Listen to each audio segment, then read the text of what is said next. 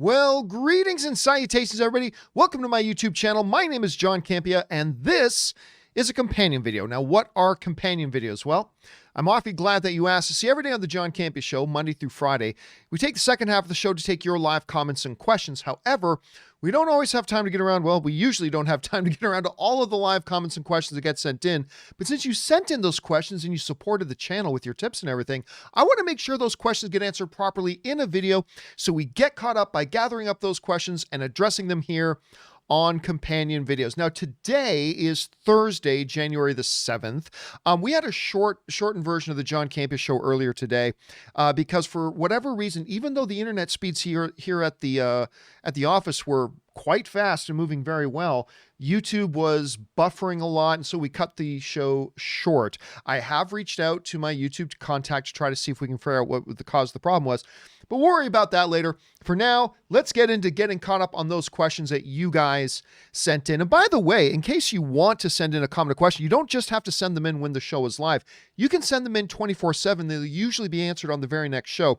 You can send them in anytime you want to www.streamelements.com/movieblogtv/tip. You'll be getting your comment or question on the show. And of course, you're supporting the show at the same time. But I want to point this out. Quite often questions come through where people forget to put in their name, and so it comes across as anonymous. If you're supporting the show, I would love to give your name a shout out. So make sure you fill out that top line in the box there that says your name. But either way, guys, thank you for sending in those questions, and thank you for your support. Okay, let's get into the questions now. We're going to start getting caught up with Mr. Hamada's assistant, who writes, "Hi, John. So Mr. Hamada," it's DC President Walter Hamada, actually has been watching your show because of his nephew. Well, I highly doubt that this is actually Walter Hamada's assistant. At any rate, one point that has been brought up is how the nephew wants the long-rumored Batman Beyond film with Michael Keaton. Give us 2 or 3 reasons why or why not. How could it not make money? Well, there's no way that it would make money. It's not about how could it not. There's no way it would. You're asking me for a couple of reasons why it could happen and why it could not happen. So when this question came up, I started thinking about this the other day. There's 2 main things. I'll give you the 2 main reasons why not, and I'll give you their exact opposite counterpoints about why maybe they could. So let me back up a little bit. I've had people for 5 years or more asking on my various shows, asking me, when are they going to do a Batman Beyond film? And my usual answer is they never will. There's no reason to do. No one cares about Batman Beyond. Now, when I say no one cares, that's hyperbole. There are obviously some people who do, but it is an extremely, extremely small number of people compared to the overall movie-going audience that knows anything about Batman Beyond, let alone cares about Batman Beyond. And so I always said for a long time, no way. They're never going to do Batman Beyond. They're just never going to do it. However, when I saw Spider-Man Into the Spider-Verse, I still don't think they'll do a Batman Beyond. I still don't think they will, but I've softened my position on that. Ever since a couple of years ago with Spider-Man Into the Spider-Verse, I've softened my position on that, and here's why. Let's get into my reasons. Okay, I'll do 2 for each. Reason number 1 that we will not get a Batman Beyond movie is that nobody knows what Batman Beyond is. It's just that simple. Nobody knows what Batman Beyond is. There's a small fragment of the movie-going audience, like we were saying a little bit earlier. There's a small fragment of the movie-going audience that does know what Batman Beyond is. But for the most part, the average moviegoer just doesn't. And even with those that do, there's a bunch of them who just don't care about Batman Beyond, right? So there is basically nobody knows what Batman Beyond is. So why would you bother making a movie about it? So there's that. Now, the counter argument to that is this. Guardians of the Galaxy. Nobody knew what Guardians of the Galaxy was. And even some people who did, like me, didn't know a lot about them. And most people just didn't know anything about them. Right? Most people just didn't know anything about them. And yet, Kevin Feige came along, made a massive hit. that had a big sequel, and then the Guardians played big roles in the, Infinity War and all that kind of stuff. I think one of the big arguments against there ever being a Batman Beyond is, look, just no one hears of it. Nobody cares about it. However, the counter argument to that is the fact that, hey, Guardians of the Galaxy was in the same boat. Guardians of the Galaxy was in the same boat, and look what happened.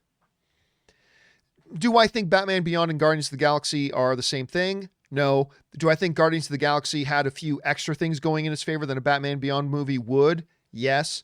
But hey, what argument against it? Nobody cares. Counter argument to it? You could have said nobody cares about Guardians of the Galaxy, and looked how that turned out. Okay, so that's one set of point counterpoint. Another set of point counterpoint is this. To the audience, Batman is Bruce Wayne is Batman is Bruce Wayne is Batman is Bruce Wayne is Batman, right? You're going to have a hard time agreeing that the vast majority of the movie going on doesn't even know what Batman Beyond is. You are going to have a hard time convincing those people to, oh, Batman? Okay, I can get into Batman. Batman Beyond? What? It's not Bruce Wayne. It's just some other guy that also happens to call himself Batman. I don't care if old man Bruce Wayne is his mentor. That doesn't change. I mean, so it is a tall order. Again, I understand there are some people out there who do know Batman Beyond and are really into the idea, but you have to acknowledge that to a lot of people who know nothing about this, it would be a very tough sell. Because people like Batman. This isn't Batman. This is a different dude. Batman is Bruce Wayne is Batman is Bruce Wayne. So it's going to be, so, your number one reason is nobody knows about it. Number two is that once you tell people about it, I think it's a tough sell to get them onto the idea. I think it's a very tough sell to get them onto the idea. Now, the counterpoint to that is, all right, it'd be a tough sell to get people into Batman when to everybody else, Batman is Bruce Wayne. You want to do a futuristic show with somebody else? Okay. Spider-Man Into the Spider-Verse is the counterpoint to that. Because listen, I'll tell you what, I was one of the guys that went, Miles Morales? No, Spider-Man is Peter Parker. Spider-Man isn't Miles Morales. That's just another guy you made up later on and gave him the Spider-Man identity. Spider-Man is Peter Parker. Well, then I saw Spider-Man Into the Spider-Verse, and it was my favorite comic book movie of the year over Avengers Infinity War. Yes, I said it. I think Spider-Man Into the Spider-Verse is a better movie than Infinity War, and I love Infinity War. So, yeah, point. The people who know nothing about Batman Beyond, you got to convince them to see something called Batman, but it's not Bruce Wayne. I think that's a tough sell. Counterpoint, you could have said the same thing about Spider-Man in the Spider-Verse, and it was awesome, and it won an Academy Award, and it deserved it. Should have been nominated for Best Picture. Now, do I believe they're the exact same situations? No. Do I believe there's a lot more connected to Bruce Wayne? Yes. I still don't think they will. I still don't think they're going to make a Batman Beyond movie. If I was Walter Hamada's advisor, I would advise against it. I just don't see it making any money. I just don't see it making any money. People are hungry for the real Batman. I just don't think there's a hunger for the other thing. But I don't feel as strongly about that today as I did before. And sure enough, 5-6 years ago when I said they wouldn't make one, we've gone 5 or 6 years without having it. But I just think the landscape is changed a little bit now with the success of Spider-Man Into the Spider-Verse. Now, at the same time, it should be pointed out that as much as I love Spider-Man Into the Spider-Verse, let me just bring this up. Spider-Man Into the Spider-Verse did not blow up the box office, right? It made $375 million, which ain't bad. Don't get me wrong, that ain't bad. But again, it's not like they were completely blown up the box. And that's worldwide numbers, by the way. Worldwide. So it's not like it made $700 million. And I'm telling you, with that movie being so excellent. I thought it was the third best movie of the year overall. I thought it was the best comic book movie of the year. I thought it was the third best movie of the year overall. Terrific reviews. Audiences loved it. Why didn't it make more money? Because of exactly what I was talking about before. You know, people think of Spider-Man, they think Peter Parker.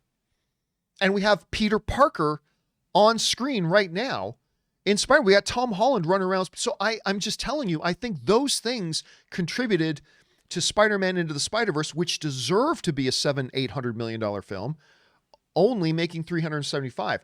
So that's something else DC would have to consider when thinking about making a Batman Beyond movie. Really? You're going to make a new Batman movie when you've got the true Batman, you know, the Bruce Wayne Batman coming in multiple formats with a DCEU Batman and the Matt Reeves, Robert Pattinson Batman? It's a tough sell. It's a tough sell. But again, I don't feel nearly as strongly about it as I did a few years ago. It's more of a, let's put it this way. I think a Batman Beyond is more of a possibility today than it has ever been before. I still don't think likely, but I think more possible today than ever before. We will see what happens. And I've had people every year for the past 5 or 6 years tell me I'm wrong, saying, no, John, next year, I heard rumors next year they're going to make a Batman Beyond. And then that year would come and go and nothing would happen. And then it would come up again. I say, no, I don't think they're not going to do it. John, I've heard they're going to do it. I heard next year they're going to do it. And then next year would come. And we've done that for like 5 or 6 years in a row now. But again, I think Spider-Man Into the Spider-Verse changed a lot of things. So I don't know. We'll wait and see. We'll wait and see. Thanks for writing that in, man. All right, next up. Serban writes, hey, John, big fan from Romania. Thank you for writing in from Romania. Just watched Wonder Woman 84, and its one bright spot was the relationship between Diana and Steve. I completely agree. I thought that was one of the few quite strong things about the movie. Every scene with them was really great, and their goodbye got me all choked up. It was a very well done scene. Think we'll see Steve back in Wonder Woman 3 in a big role. I mean, listen, the reality is, from a purely narrative point of view, there is no reason to bring Steve back again. You already killed him in the first movie. You bring him back. You killed him off in the second movie. Are you going to bring him back again in the third? Under normal circumstances, I would say no. But everybody knows that Chris Pine is the best actor in that series. And that Chris Pine makes those emotional scenes work because he's in them. And the best part of both Wonder Woman 1 and Wonder Woman 2 was that dynamic between Steve and Diana. By all intents and purposes, they should totally move on from Steve. They totally should. But Patty Jenkins loves working with Chris Pine. Chris Pine is the best actor in that franchise. And listen, I'm not saying they will bring him back. All I'm saying is, do not be surprised if in a year or so we hear that Chris Pine is going to come back for 3. And when they do, that'll be why. That'll be why. I'm not saying it's a good idea. I'm not saying it's a bad idea. I'm saying under normal circumstances, they shouldn't. But I could sort of get why they would bring him back. So we'll find out, man. We'll find out. All right. Sergeant Ward writes, hey, John, I love the movies like Mel Brooks's Young Frankenstein. So good. Blazing Saddles, one of the greatest comedies ever. Spaceballs, greatest spoof movie ever. And Zaz's Airplane, Hot Shots, and Top Secret. Are you lonesome tonight?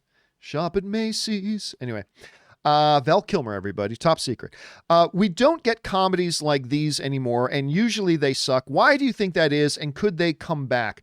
Well, I mean, we've talked about that a lot over the years. The reason you don't see a lot like them anymore is because we literally got about 10 spoof movies in a row that all suck.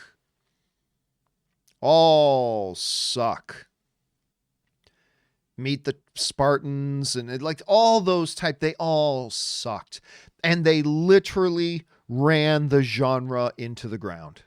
They ran to the point where whenever it got to the point where the last couple ones that came out, everybody just laughed at them, not for the good reasons, but everybody just laughed at them because the just assumption became, oh, this is going to be a piece of garbage, cheap cultural reference, pop cultural reference, throwaway nonsense, a lot of fart jokes, blah, blah, blah. And it's going to be completely useless.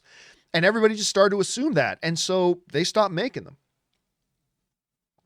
Can they make a comeback? Whew. Maybe. I mean, everything in entertainment is cyclical, right? Everything in entertainment comes around. But what's going to need to happen, though, is some studio is going to want to be willing to invest like 30 or $40 million into finding one they really like and make one, and just understand it's probably going to do terrible at the box office, and it's probably not going to make tons of money. It's probably not going to get a lot of viewers because the assumption is all these movies suck. It's going to take a couple to be willing to be self-sacrificial, to get out there, be really good, be really funny, to maybe rebuild the reputation of the genre as a whole. Because right now it's a mess. I don't expect to see any real significant spoof movies. Maybe some cheap little ones that are made for like $1 million that are, straight to home video or whatever. But I don't expect to see any major studio effort spoof kind movies for a while, unfortunately, because that's how badly they just slaughtered the whole genre. All right. Next one. Sergeant Ward also writes, "Hey, John. Remember when they announced Rick Moranis' Shrunk movie? Yes. They supposed he was going to do that with Josh Gad. Josh Gad was going to play Rick Moranis' now grown-up son from the original Honey, I Shrunk the Kids films. And anyway, Rick Moranis' Shrunk movie, they're supposed to film this year, but shut down due to COVID. But now I don't hear anything, and I thought they would have finished filming by now. What are your thoughts?" Yeah, so I think it was back in February of 2020. This is before we all realized what a crap shitstorm of a year we were in for with the COVID coming. But back in February, everybody got excited. Rick Moranis was going to come back to the big screen. And you know what? Josh Gad is a guy I am liking more and more. I am actually becoming a Josh Gad fan anyway. And he was going to join. Josh Gad was going to be the lead of the film, but Moranis was coming back. And then, of course, COVID happened. So look, I don't think they were going to go into production right away. I think Joe Johnston was going to direct it too. Anyway, I don't think they were going to go into production right away, but everything got pushed back. So listen, honestly, for all I know, they're filming the movie right now. But as far as I know, they haven't. And I don't know, the movie might have just been shelved. They might have just shelved the movie, or it just got pushed off like everything else. And maybe they're waiting for some time in 2021 to shoot it. All I know is that I'd love to see Rick Moranis back on the screen again. That's all I'm asking for. That's all I'm waiting for. Rick Moranis back on the big screen. But as soon as we hear anything, I will let you know. If you guys know of anything, because I haven't been keeping my eye on it too close. If you guys know of anything, please jump in the comment section below and let us know. All right.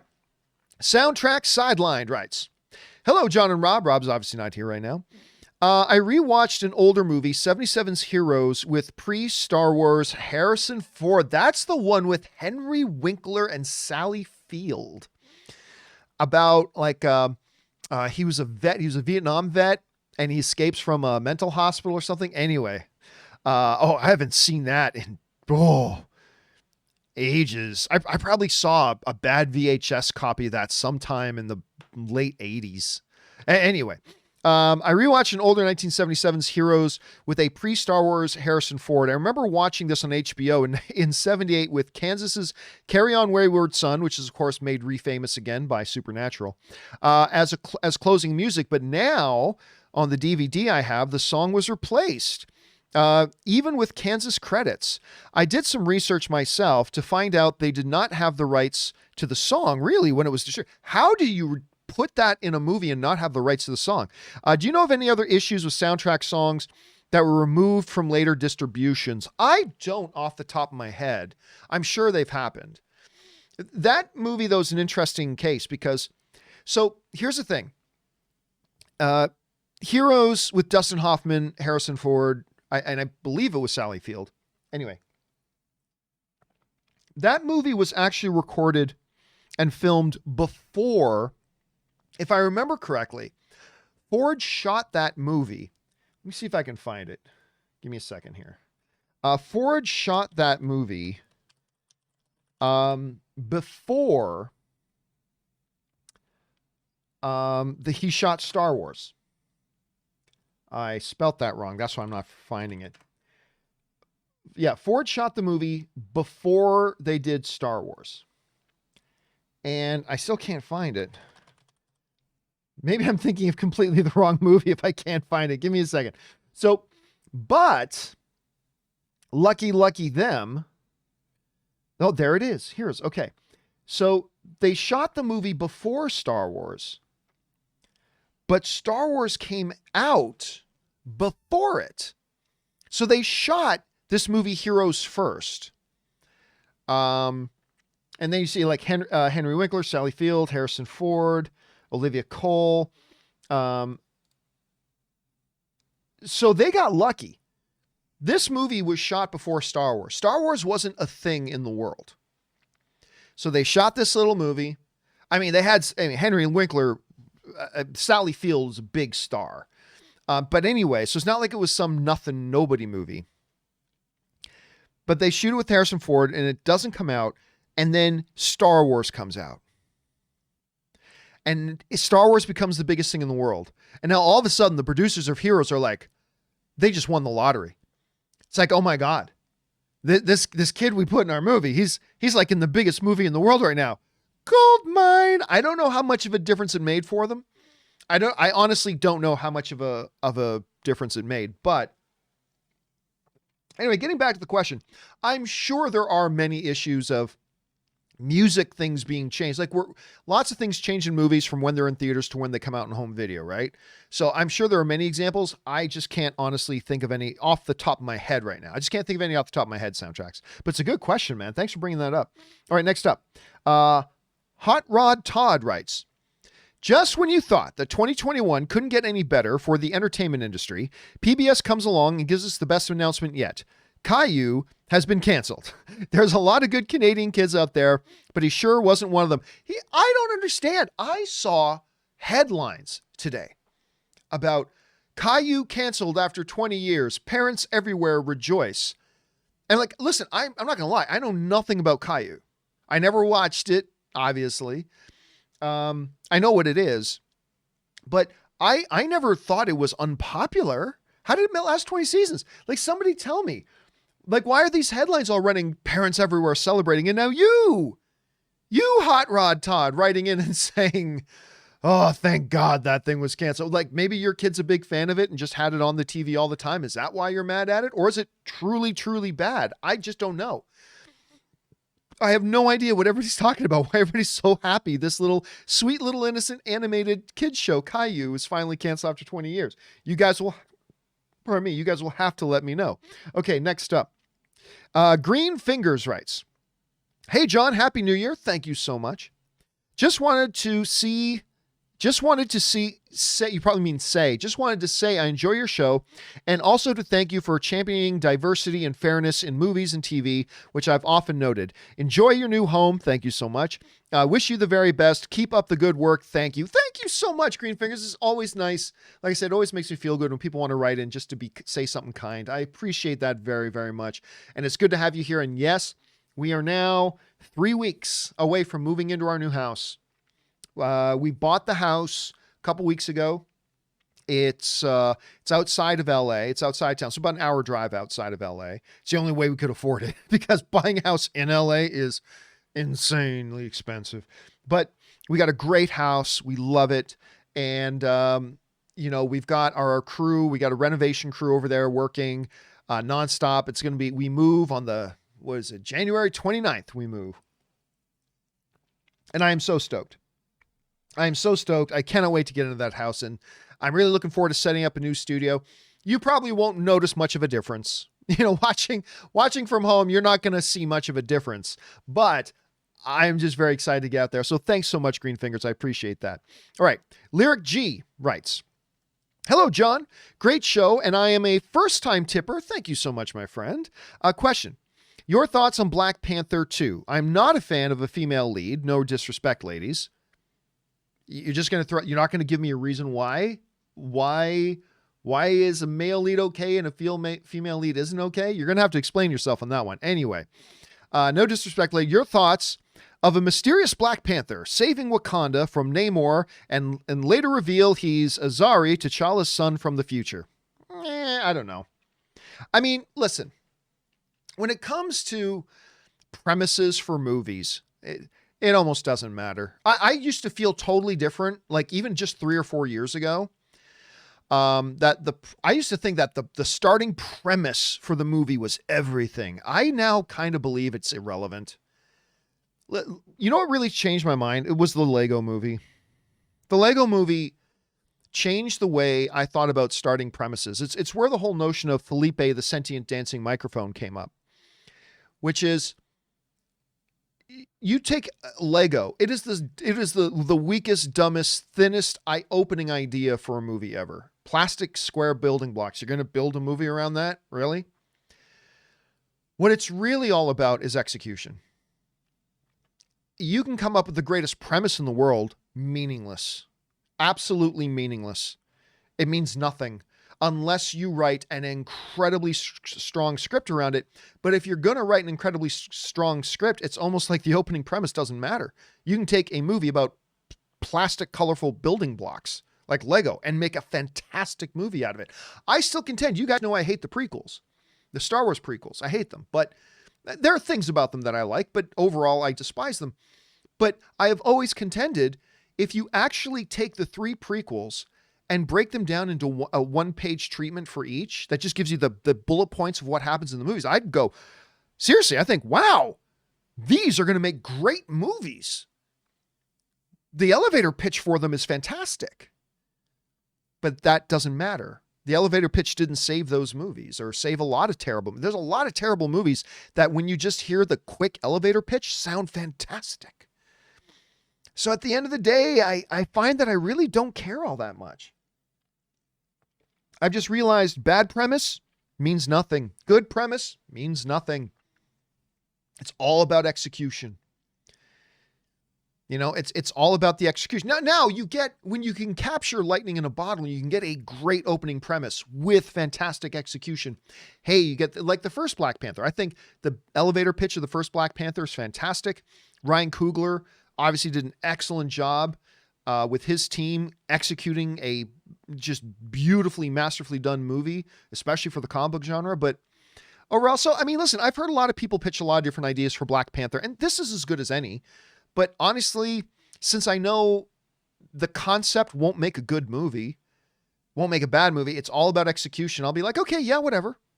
Yeah, sure. Go do that one. Sure. Yeah. Or go do this other one. Fine. It's really going to come down to how do they execute it. So, but your idea sounds as good as any, man. Your idea sounds as good as any. All right. Next up, Useless Nobody writes, with Spidey Into the Spider-Verse, Spidey PS4, we were just talking about Spidey Into the Spider-Verse. With Spidey Into the Spider-Verse, Spidey PS4, and Spidey Miles Morales, Sony is low-key telling better Spider-Man stories than Marvel. Well, don't forget, Spider-Man Homecoming and Spider-Man Far From Home, those are in collaboration with Sony. So Sony has a hand in those as well. So they're really kind of involved in all of them. So anyway, that's all I'm saying. Let's not say one's better than the other. They're all kind of involved. But anyway, I like what the MCU has done, except Far From Home. But what Sony is doing is simply on another level of excellence. No, listen, I'll tell you. I love what Sony is doing with Spider-Man. Have they in the past had a couple of stumbles? Oh, yeah. Emo Peter, anybody? With Raimi's Spider-Man 3? Andrew Garfield's The Amazing Spider-Man 2, and they're bringing back Jamie Foxx's Electro. They've had a couple of stumbles. They certainly have, but they've also made some excellent Spider-Man films. Spider-Man 1, Spider-Man 2. I contend The Amazing Spider-Man 1 is fantastic. I don't like it as much as Sam Raimi's Spider-Man 2, but the first Amazing Spider-Man with Andrew Garfield I thought was fantastic. Spider-Man Into the Spider-Verse, again, I thought it was the best comic book movie of the year over Black Panther and over Infinity War. And Black Panther got nominated for Best Picture. I don't think that year was the year of T'Challa. I thought that year, and he was great, don't get me wrong, I love Black Panther, but I don't think that was the year of T'Challa. I thought it was the year of Miles Morales. But whatever, they were all great. And then, yeah, with their division, with their video game division, making the Spider-Man video game was great. And now I haven't played nor watched the cutscene movie of the Miles Morales one, but I've heard great things about it. Their collaborations with Marvel on, Homecoming and Far From Home have been very, very successful. I honestly have a lot of it. And listen, then you go back outside of that as well. Venom. I thought Venom was just ridiculously entertaining. I was completely entertained by Venom. And maybe I find it better than most people do, but I really enjoyed that movie. So when people look at me and I say, I'm really looking forward to Morbius, some people look at me funny and I'm like, listen, I'll give you Sony's resume lately and I'll stand behind it. I think they're on a really good roll right now. And if all you got against it in recent years is you got to go all the way back to The Amazing Spider-Man 2, think about that. You got the last time there was something bad Spider-Man, you got to go all the way back to The Amazing Spider-Man 2. Because the one before that was really good too. I'll say, let me see here. Amazing Spider-Man 2. You got to go back 6, almost 7 years. You go back to 2014 for The Amazing Spider-Man 2. And even that had some very good elements to it. But yeah, overall it was a big step down from the first Amazing Spider-Man. So really, if you want to take The Amazing Spider-Man 2 out of it, you got to go to the last bad one. You got to go back 14 years to Sam Raimi's Spider-Man 3. 14 years. It is weird to think about in those terms. Oh my God, that is so long ago. But Spider-Man 3 with Tobey Maguire, James Franco, Topher Grace, J.K. Simmons, Thomas Hayden Church. You got to go all the way back to 2007. So since in the last 14 years, they've had one bad Spider-Man thing. One. But it's this big popular thing. There's this big assumption that, oh, Sony doesn't know how to do Spider-Man. Ooh, Sony doesn't know how to do Spider-Man. Okay, let's actually look at the facts. Let's actually sit down and actually look at the movies. The reality is, in the last 14 years, they've had one misstep. They've had one. And a number of big wins. Right? So, I'll tell you what, I am excited about Morbius. I'm excited about Spider-Man 3, whatever they're going to call it. Spider-Man Home Alone or whatever. Spider-Man Homeworld, whatever they're going to call it. I'm excited about Venom 2. I am excited, and I think it's not just blind faith. I think Sony, in the last number of years, has given us good reason to be optimistic about their Spider-Verse stuff that they're going to put out. So that's just I don't expect everybody to agree with me on that, obviously, but I'm just telling you how I feel and why I feel that way. Anyway, thanks for writing that in, Useless Nobody. All right, next up, we've got Nerdified News writes, hey, John, one of three. Firstly, I hope your year is going good so far. It is going good so far, thank you. Secondly, I've been listening to your show for years, and I want to thank you for giving me the confidence to start my podcast. Awesome. I think all film fans should get involved by starting their own blog, podcast, YouTube channel, whatever. Add your voice to the conversation. It's good for you as a fan. It's good for the community. Anyway, we just do it for fun. We never get any income. We'll come back to Zach in a second. We never get any income. Then it's just icing on the cake. It's just three nerds that love talking about movies and nerd culture, and it's fun, but it can be work as well, and you make it look easy. Yeah, I might make it look easy, but you know it's not. So thank you again for the push. Thirdly, I want to invite you to do an MC fantasy draft with us. It's something we created. We took the 2021 MCU schedule, and then each of us picked a number of characters. We get points for them showing up, mentions, lose points for deaths, injuries, and even have a Hail Mary. We know you love both sports and Marvels. All you have to do is what you were already planning on doing, watching the content. It's great fun. Let me know if you're interested, and I'll give you more info. Thanks, John. May you have a great year, and this is the way. Well, thank you so much, man. I appreciate that. Listen, again, I think everybody should look at Nerdified here as a great example. I just think it's great. I always encourage film fans of streaming or shows or whatever, or if you're a fan of something, let's say you're a fan of digital cameras. Let's say you're a fan of sneakers. Let's say you're a fan of drones, or you're a fan of sound systems, or you're a fan, whatever it is you're a fan of. I think it's always great to get involved in the fan community of whatever it is that thing you're a fan of by starting a blog, podcast, YouTube channel, Instagram. I know some people that just started Instagram accounts, and that's kind of their outlet. And that's great because it's a lot of fun. It gets you more engaged in the stuff that you're a fan of, and you're adding your voice to the fan community. And whether you get 2 people reading or 5 people listening or 15 people watching or whatever, it's irrelevant. You're adding to the community for those 2 people, for those 5 people, for those 15 people. You know? I mean, I always tell people, if you think you're going to get things started so you can make a career out of it, you're doing the wrong thing. Less than 0.5% are going to be able to actually make a career out of it. But if you're doing it for the joy of it and the fun of it, you're going to get a lot out of it.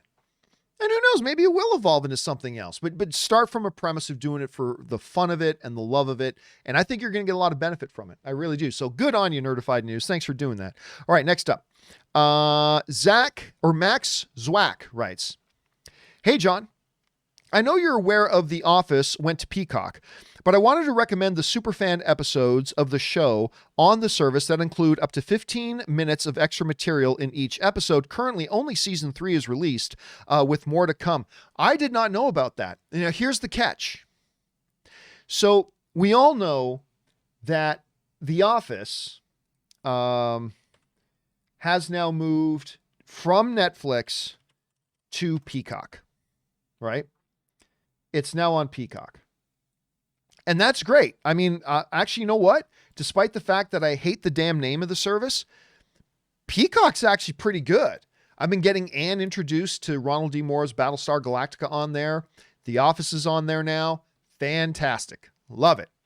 The one catch with Peacock is this. And I can't blame them for this. This is actually pretty smart. I get why they did it. It is actually pretty smart. Only seasons 1 and 2 are on the free version of Peacock, because Peacock is free. They have multiple tiers. So they have like a totally free tier where they have a whole bunch of content. It's all free. But it does have ads. But I mean, that's fine. I mean, you're giving me content. I'll watch some ads. No problem with that. Free content in exchange for watching ads. That's a fair deal. That's fine. Then they have another tier that I believe is like $5 a month, where you still get ads, but they give you even more content. And then they have a premium tier where I think it's like $12 a month or something like that, and you get no ads. So they got multiple tiers.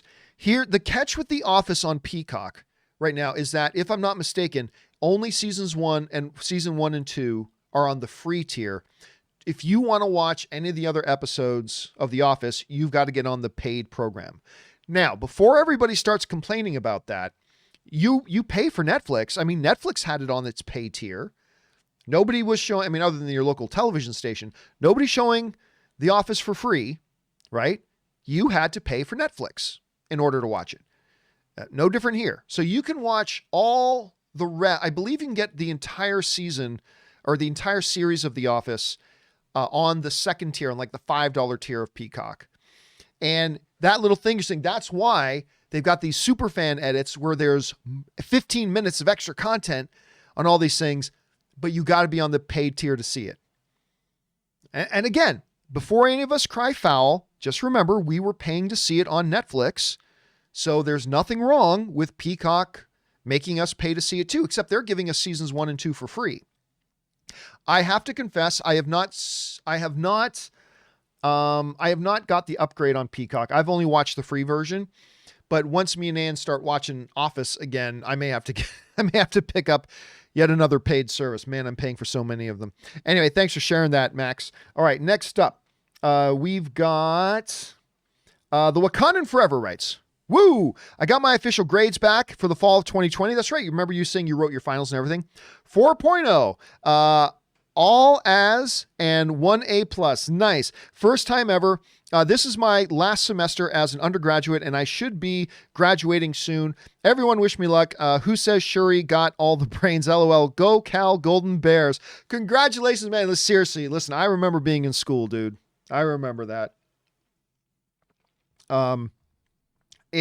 Those are stressful days going into those finals. And when you can get through the other side and find out you actually did well, that is great. Actually, Anne, she just finished school. Like we decided as a couple years ago, She wanted to go and get her second master's degree program.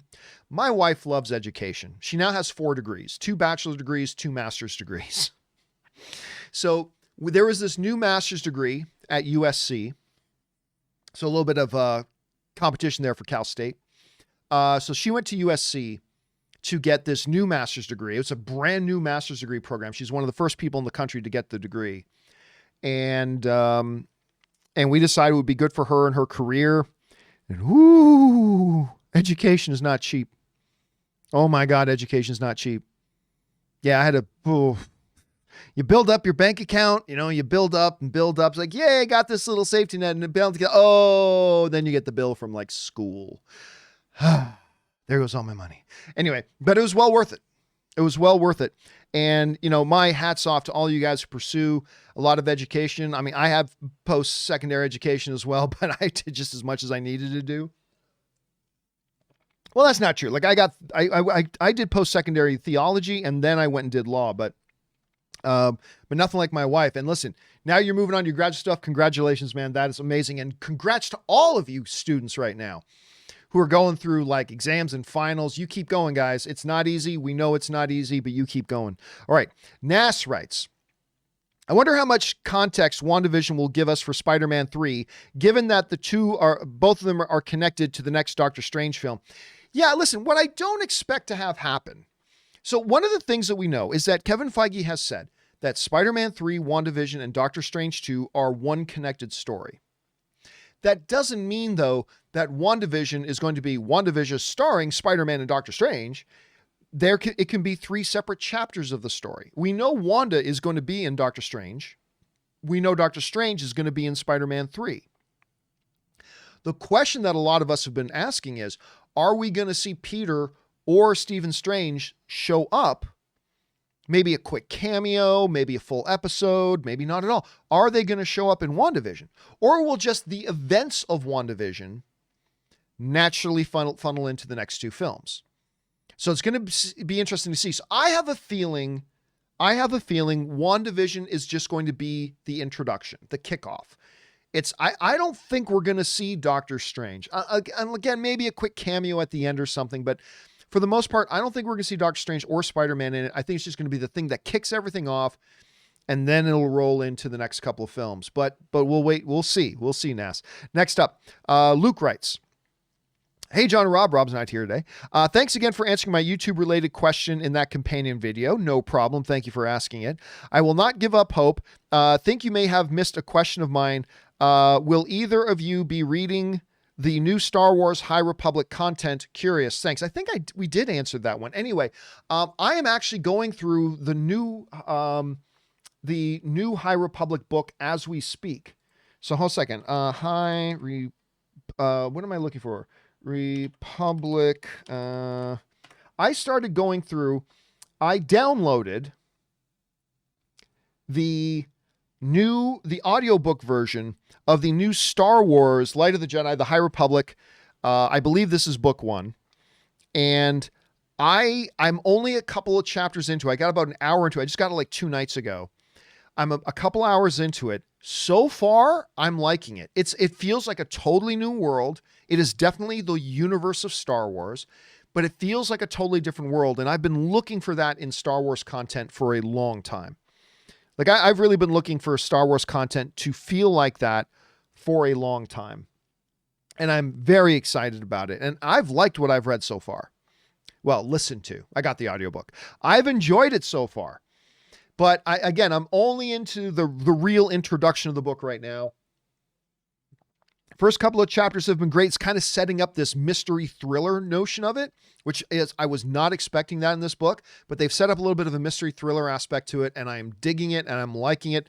And once I finish getting through it, probably in another week or so, I will give my review of it overall. Anyway, thanks for asking, man. All right, next up. Rob Tari writes, I know it's cool to hate on Star Wars right now because people didn't like 2 out of the 5 movies, but I remember a time when only new things we got were 3 weak prequels and then radio silence for 10 years.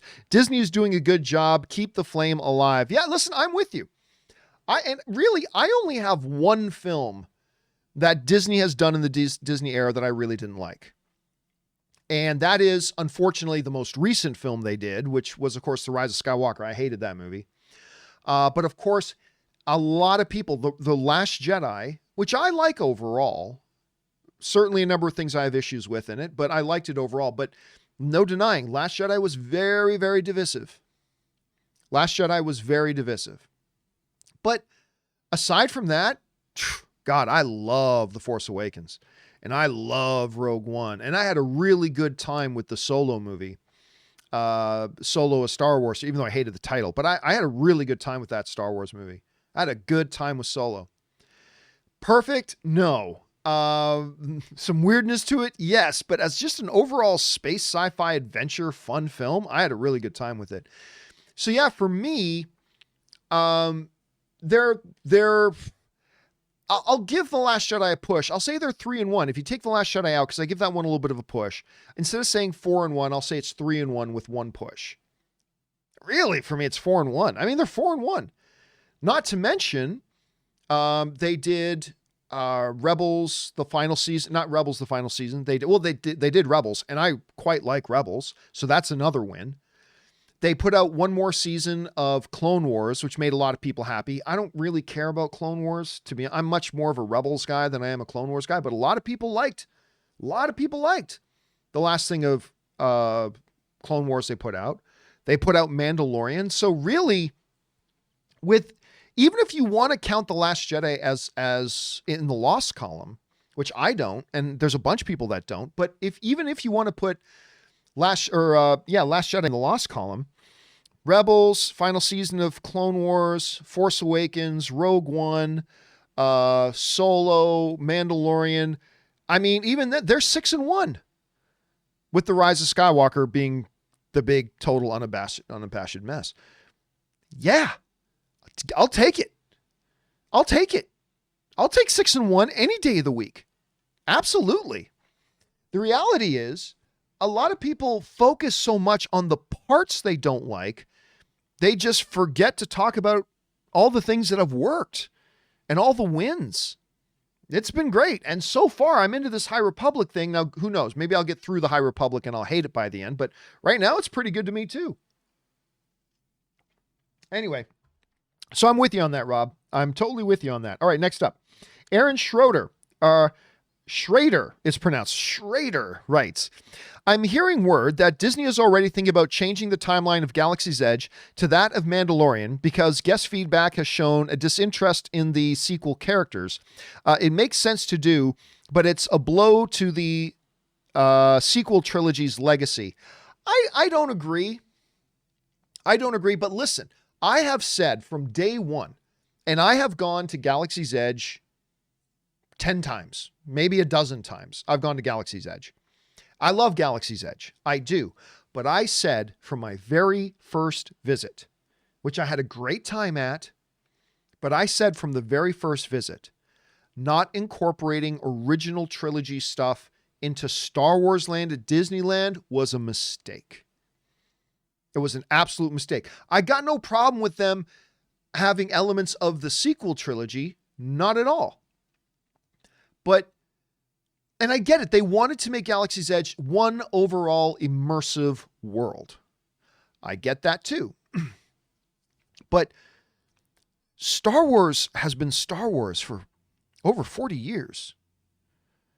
Like how you don't have true elements. When you say, well, the Millennium Falcon is there, John. Yes, and the Millennium Falcon ride at Galaxy's Edge is super fun. It is, but that's still the Millennium Falcon of the sequel trilogy age.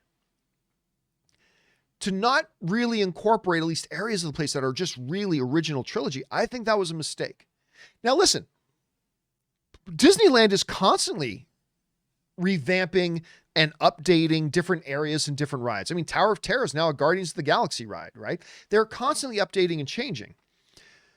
If they are looking at, hey, listen, everybody loves The Mandalorian.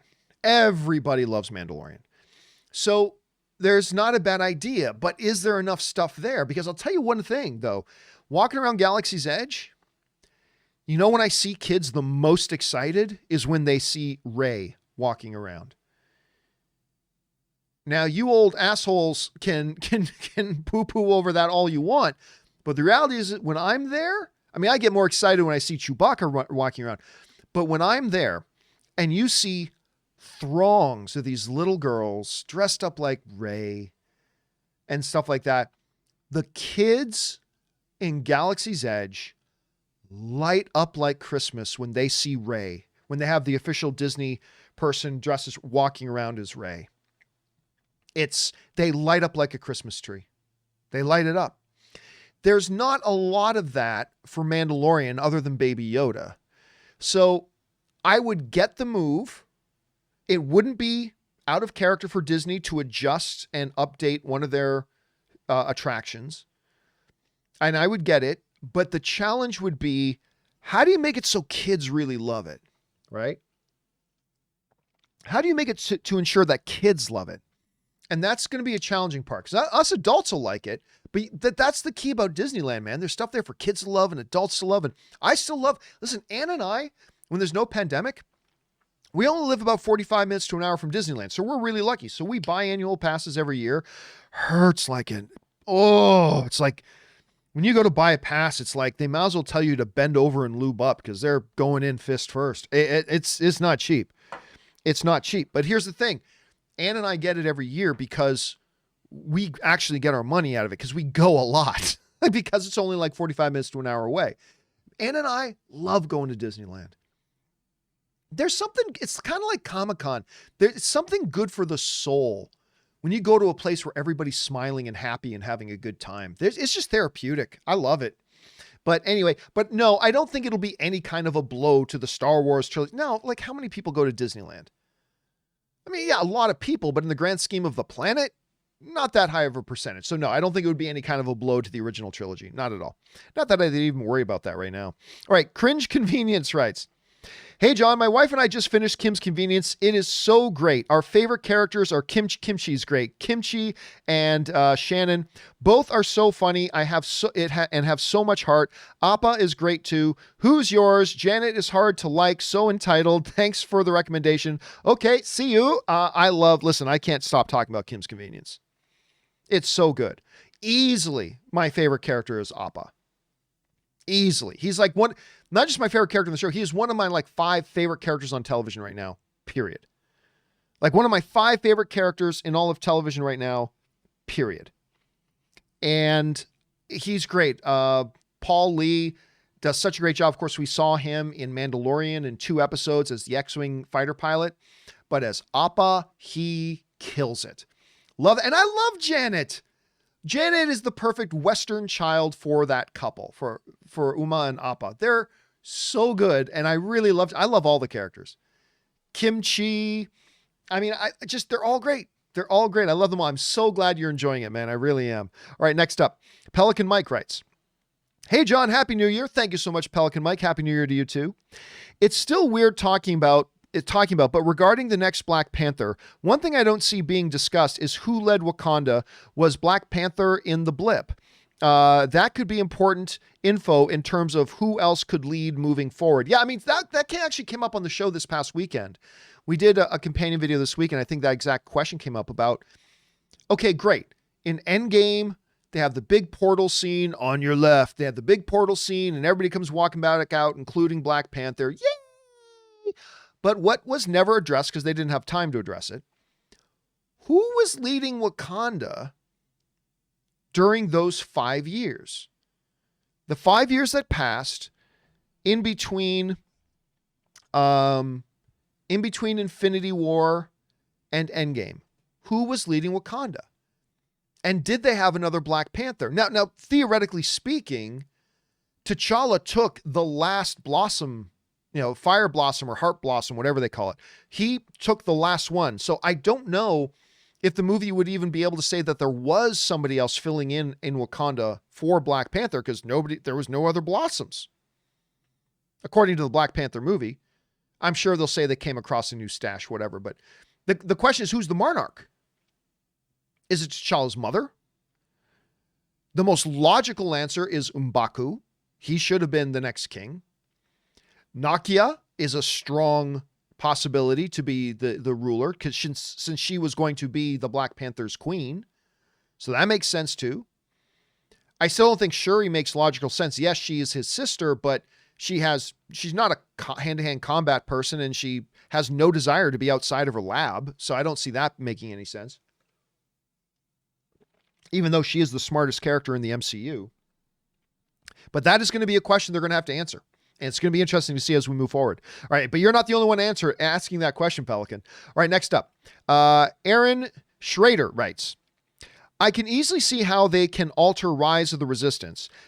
You're refugees on a New Republic transport when you are intercepted by an Imperial remnant. Swap out Hux for Moff Gideon and maybe Kylo for Thrawn, and everything can pretty much stay the same. Yeah, again, the one big difference, I mean, everything else, the cantina stays the same. By the way, if you ever get to Disneyland and you get to go to Star Wars Galaxy's Edge, go to the cantina. It's a lot of fun. Anne and I love going there every time we go. The cantina is great. And get the blue milk. Blue milk is delicious. It's really good. Yeah, I really don't see it would be that big of a change. It wouldn't take much. And you can even say, if you still want to have stormtroopers walking around, all that kind of stuff, you can say, you know, you're on a world that is still kind of being controlled by Imperial remnants. So you can still have stormtroopers walking around and all that kind of stuff. You can have a Moff Gideon or a Grand Admiral Thrawn walking around. You're going to have little baby Yodas hidden all over the place where kids can find the hidden baby Yoda or whatever. But honestly, yeah, it wouldn't be that big of a retrofit. I mean, obviously it'd be an unimaginable undertaking for the people who actually have to do it. But in the grand scheme of things, probably not that big of a deal. All right. Aaron also writes, being in the Mandalorian timeline would also allow them to have Luke, Leia, and Han walking around if they wanted to. Personally, I think this would be a very smart change. That's another excellent point. You know, I said earlier, it's just a mistake not to have original trilogy elements in there. But being in the Mandalorian timeline, you can very much stay focused on Mandalorian if you want, but you can have Luke, Leia, and Han, or at least references to them around. You can have HoloNet feeds in the cantina talking about Senator Leia Organa, former Princess of Alderaan, said today in the news. Like you do all that kind of stuff. Meanwhile, New Republic General Han Solo says he's getting bored of his job. I don't know, whatever. But that is a great point. You could have it focus on this amazingly popular thing right now in Mandalorian, and it allows you the opportunity to incorporate in elements of the original trilogy. It's a win-win. And yes, it means you lose out on the sequel trilogy stuff, and some of the sequel trilogy stuff in Galaxy's Edge is great. But the Millennium Falcon is out there in the galaxy during the time of Mandalorian, so you can still keep the Millennium Falcon ride. I mean, yeah, it wouldn't be that hard. I like the idea. I personally really like the idea. All right. Sam P writes, hey, John, looking at the analytics, looking at the analytics, how do find most people watch the show? Or how do I find that most people watch my show? As I have a busy work-life schedule, I will often have to play catch-up and watch episodes a few days later. Also, any news on Lucifer Season 5 Part 2 release date? I can't find much. No, actually. I haven't really been paying attention to it. They might actually have an announcement out there somewhere about when Part 2... Man, the cliffhanger of Season 5 Part 1 was fantastic. The cliffhanger of Season 5 Part 1 was terrific. But I don't know when Part 2 is coming, but I got to imagine it'll be fairly soon. I don't actually know where most people, I know how most people watch the show, like on what kind of devices, but I've never really noticed where they come from per se. Like how do people discover my show? That's a good question. My main guess will be at the end of every show, every time we finish an episode of the John Campea Show, we take the show and we edit up the main topics. Because, you know, every day there's like 3 to 5 to 6 main topics every day before we get into the live Q&A. And what we do is we edit out and segment out each of those main topics, and we upload those as individual smaller videos. We do that for 2 reasons. Reason number 1, there's just people who would prefer to watch short, 6 to 10 minute segments or 6 to 15 minute segments, whatever. Instead of watching like a full 2-hour show. I'm more of a long format guy, but there's some people who prefer it that way. So we want to make sure those are there for those people. But the other thing is it makes my channel much more discoverable, right? So let's say the other day, what was one of the secondary questions of my show the other day? Let me look this up here. Give me one quick second. If I go to this and I look up shows and I go to, let's go back to January 4th. Let's take one of the questions I had here. Okay, so here's a good example. We had a topic back on January 4th about the fact that the news came out that Shia LaBeouf had been, do you guys remember this? This was the question at the time. Shia LaBeouf was fired off the movie Don't Worry, Darling by director Olivia Wilde, right? Do you guys remember that? We talked about that the other day. But that wasn't our main topic of the day, and we always give the main show the title of the main topic. So Shia LaBeouf being fired by Olivia Wilde on Don't Worry, Darling is kind of buried in the show. So if anybody is searching on YouTube for stuff about Shia LaBeouf being fired by Olivia Wilde, they're not going to find my show because it's not the title of the episode. It's kind of buried halfway through the show, all that kind of stuff. So what happens though is when I put out that as a single, like 7-minute video, standalone video, and we can give it its own title, Shia LaBeouf fired by Olivia Wilde off of Don't Worry, Darling. If people are looking for that material, they'll stumble across my story, my segment. And then we put links in those segments to saying, hey, this is just a part of a full episode that you can go and see here. So I know a lot of people find my show that way. Otherwise, word of mouth, people who remember, they stumble across one of my videos and remember us from AMC days or the movie blog days or Collider days or whatever. But I've never really gone deep into the analytics, to be honest, to see where people come from. I pay more attention to what devices are they watching, what percentage are watching actually on their TVs, what percentage are watching on computers, what percentage are watching on mobile devices. I'm more interested in that stuff, so I pay a little bit more attention to that. Good question, though. All right, next up. James Argento writes, one of two. During Wonder Woman 84 press, Patty revealed that she is working with a male screenwriter on the Rogue One script. Do you mean Rogue Squadron script? I think that's what you mean. And she will allow him to reveal who he is, even though it is unlikely. What if it ends up being Rian Johnson? Fun to see how the internet reacts. Well, that would be fun. No, it's not Rian Johnson. Rian Johnson is working on his own projects that he'll be directing. He's not going to take time to write somebody else's script. At least I don't think he will. So for those of you who missed this, Patty Jenkins did say that the writer that they've picked is not writing the script yet. She's still writing the treatment. So what's happening here is that she will write the story, the elevator pitch, like we were talking about earlier. She's going to come up with the 1-page bullet point treatment of the movie.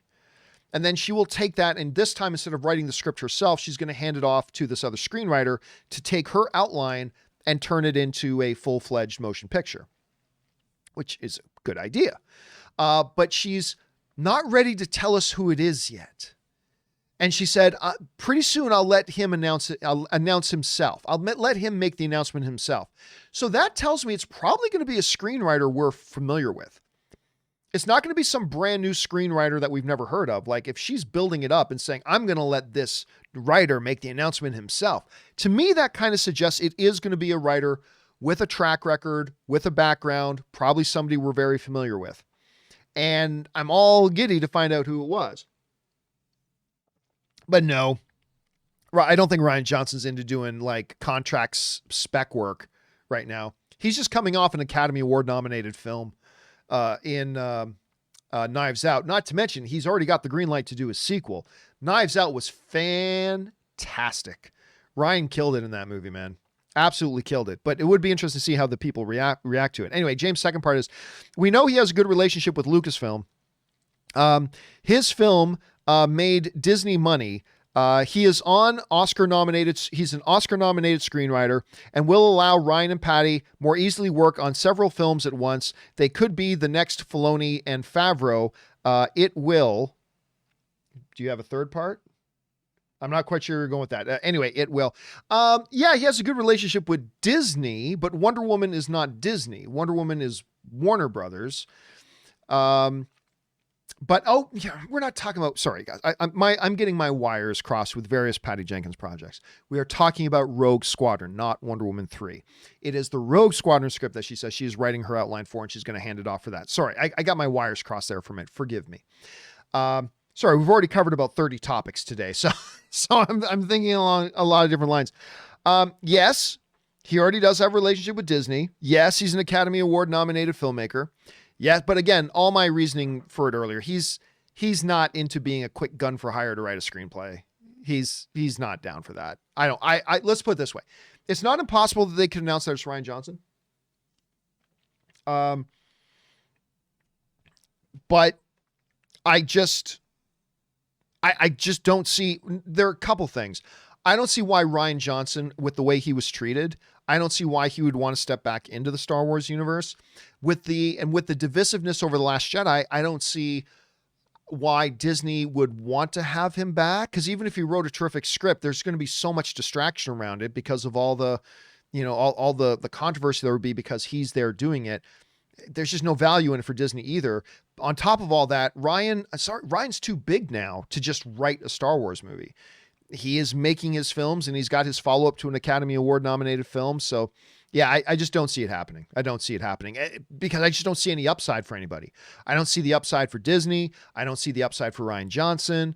I just don't see it being a good fit. You know what I mean? So probably not. I'm just going to look forward to whatever Rian Johnson does next. All right, next up. Miles writes, "Hey, John. Do you think that with all the canon breaking in Star Wars, we will get a separate division to have everything non-canon, maybe called Star Wars Legacies, and that way we could get George's sequel trilogy to become a reality and Lords of the Sith?" No, they're not going to do that. And it would be a bad idea. Star Wars is different from a lot of different other things. They're not going to do that. We're never going to get George's next one, nor should we. Listen, every home I ever live in for the rest of my life will have some sort of altar to George Lucas.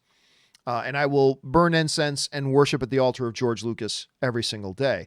But I am okay with never having another George Lucas film again, a George Lucas Star Wars film again after the prequels. I'm perfectly comfortable never watching another George Lucas actually done thing. Now, that said, remember how we were talking earlier about how, it's really about the execution more it is than about the premise you set up? I'll tell you what, the premise for the prequels are all solid. Now, you want to get George Lucas write a quick prequel or a quick outline, a quick 3-page treatment of a couple of major points and then hand it over to new screenwriters and directors, and he absolutely does not direct it himself, then, I mean, maybe that could be it, but no, they're never going to create a separate universe and do any of that stuff. They're not going to do any of that stuff.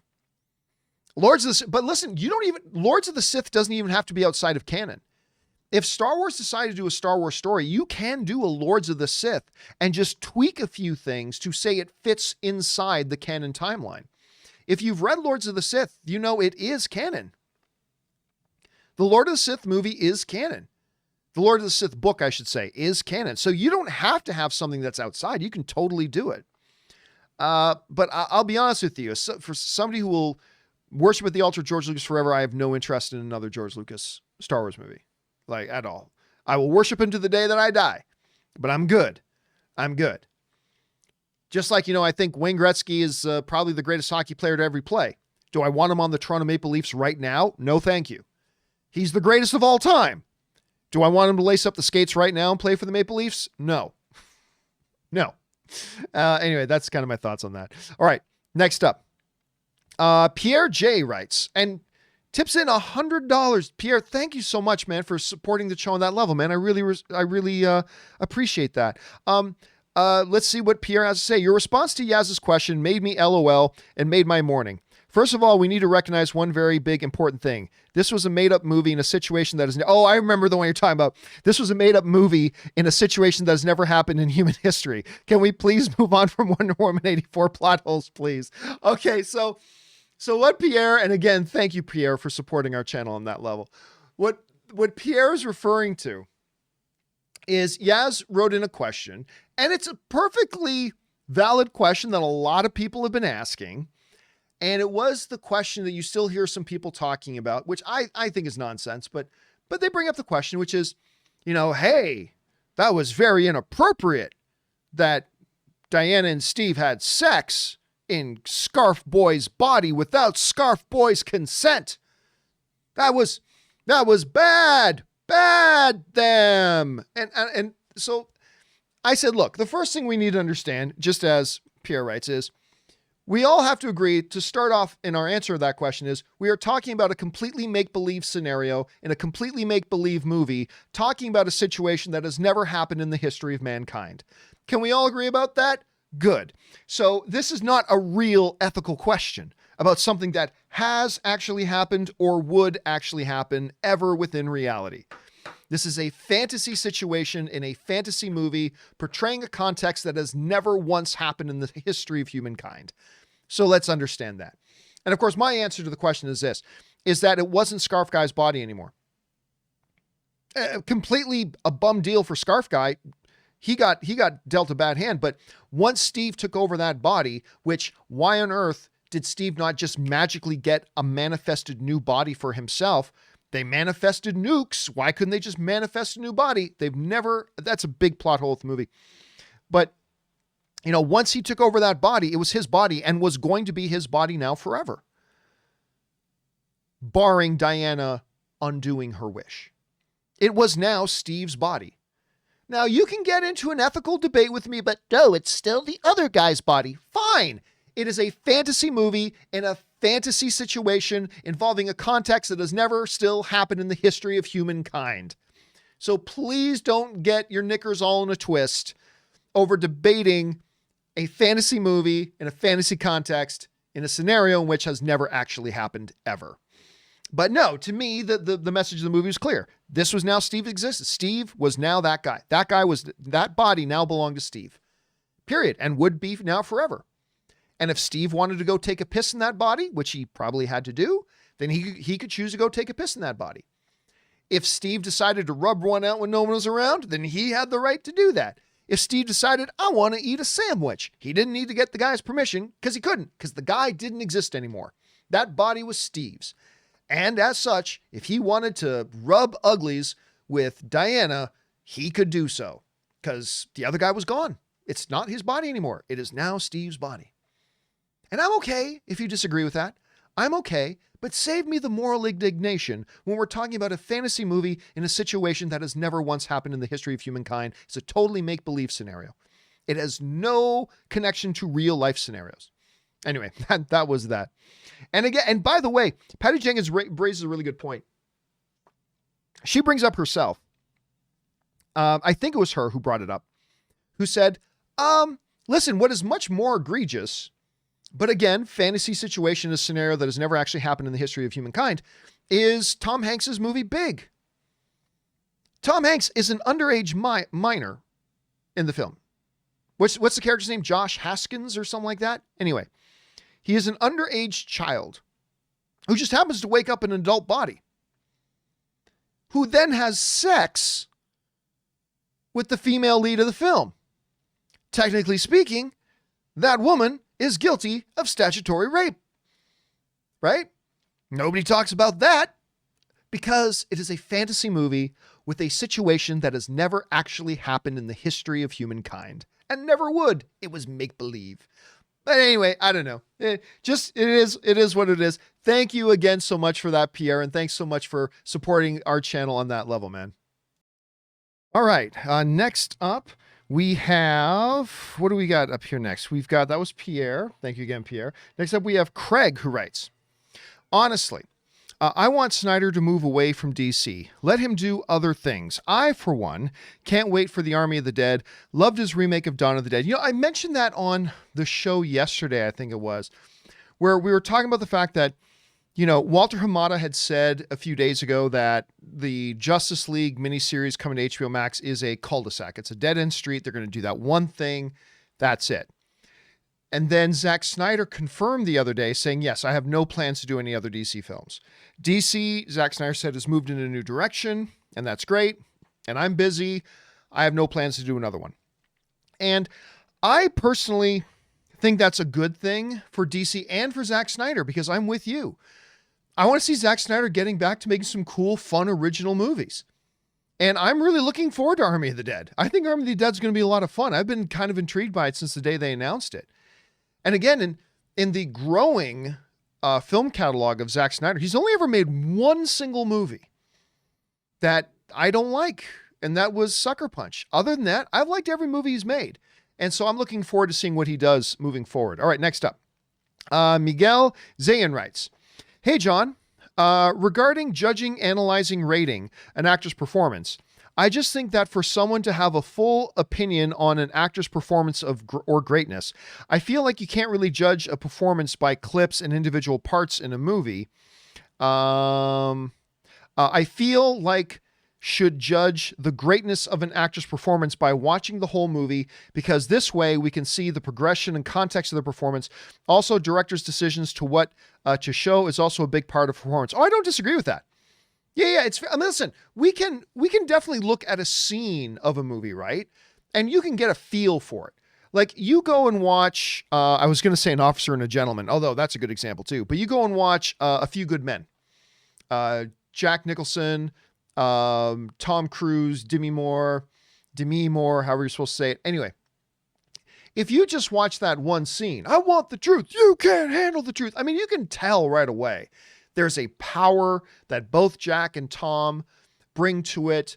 You can certainly get an idea for what you're getting. But yes, I completely agree. If you want to tell about really how good did an actor truly do in a movie, you got to see the whole movie. You got to watch, how do they take their character from the beginning? How do they take their character through the ups and the lows? The boy meets girl, boy loses girl, boy gets girl back, progression of a story. How are they able to really flesh out an entire story that way?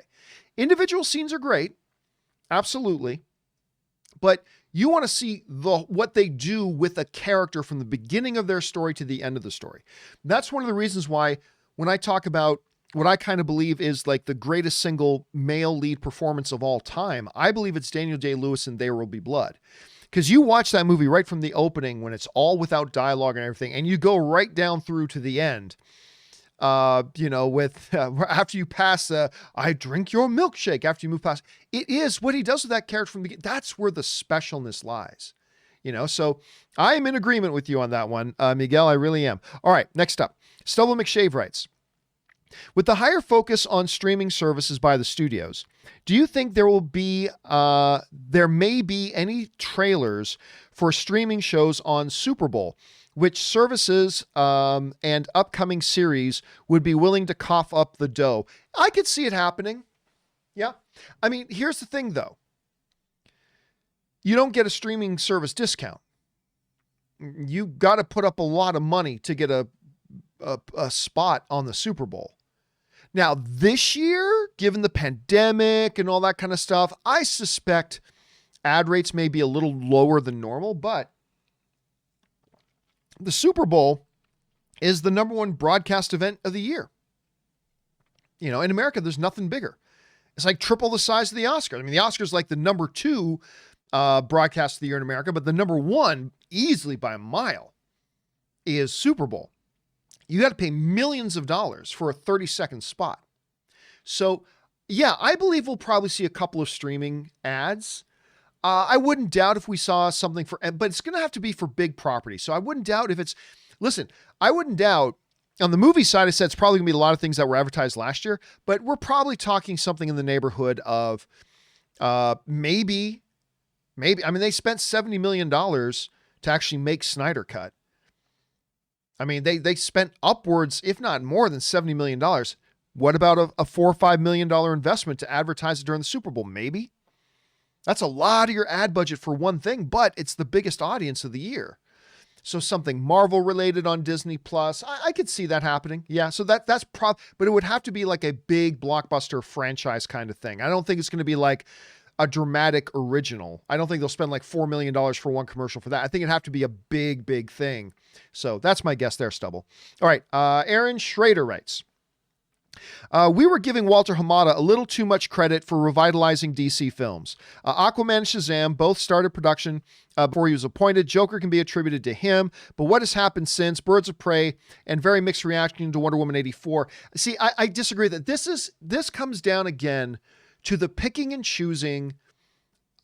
This is something we got to not do. And listen, we're all guilty of it, me included. We've all done this, but we've got to get out of this habit of picking and choosing when we want to give credit and when we don't, especially when it comes like with a director, but more importantly, like even like a studio head.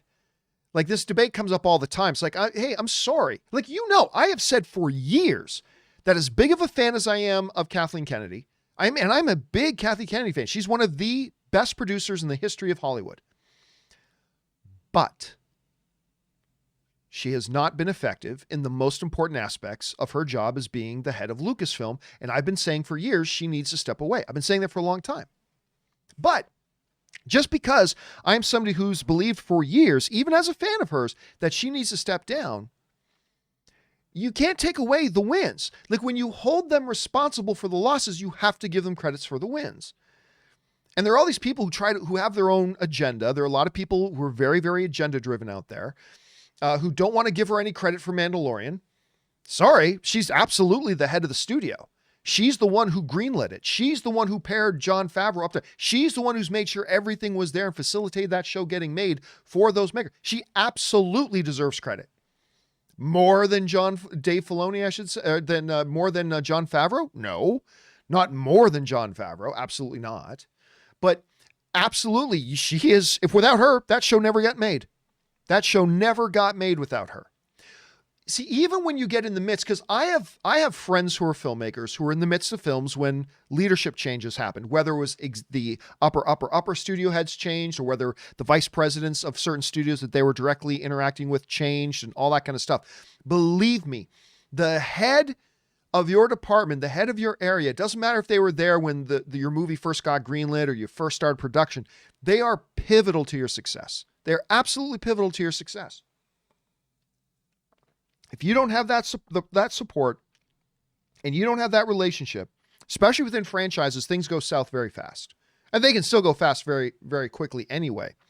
But there is a reason why Warner Brothers just re-upped him for another couple of years. There's a reason for that. There's a reason why guys like James Wan love working with him. There's a reason for those types of things. So, yeah, like even though he came in a little bit later in the process, I'll tell you this right now. If he came in a little bit later in the process, while I wouldn't put all the responsibility on him, if Aquaman went south, he would have to bear some of the responsibility. A little bit of mitigating because he wasn't there from the beginning, yes, but you still have to give him some of the blame if Aquaman goes badly, especially Shazam, which he was in much earlier in its development. He would have to take some of the blame. As such, you also got to give him a share of the credit. And again, there's a reason why the studio is absolutely happy with him and with the way things have been going. And they feel over there like he's changed the culture over there from what it was.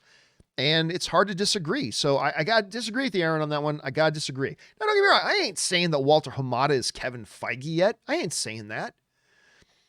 But, there's just no denying the entire atmosphere around DC is now different than it was about 4 or 5 years ago.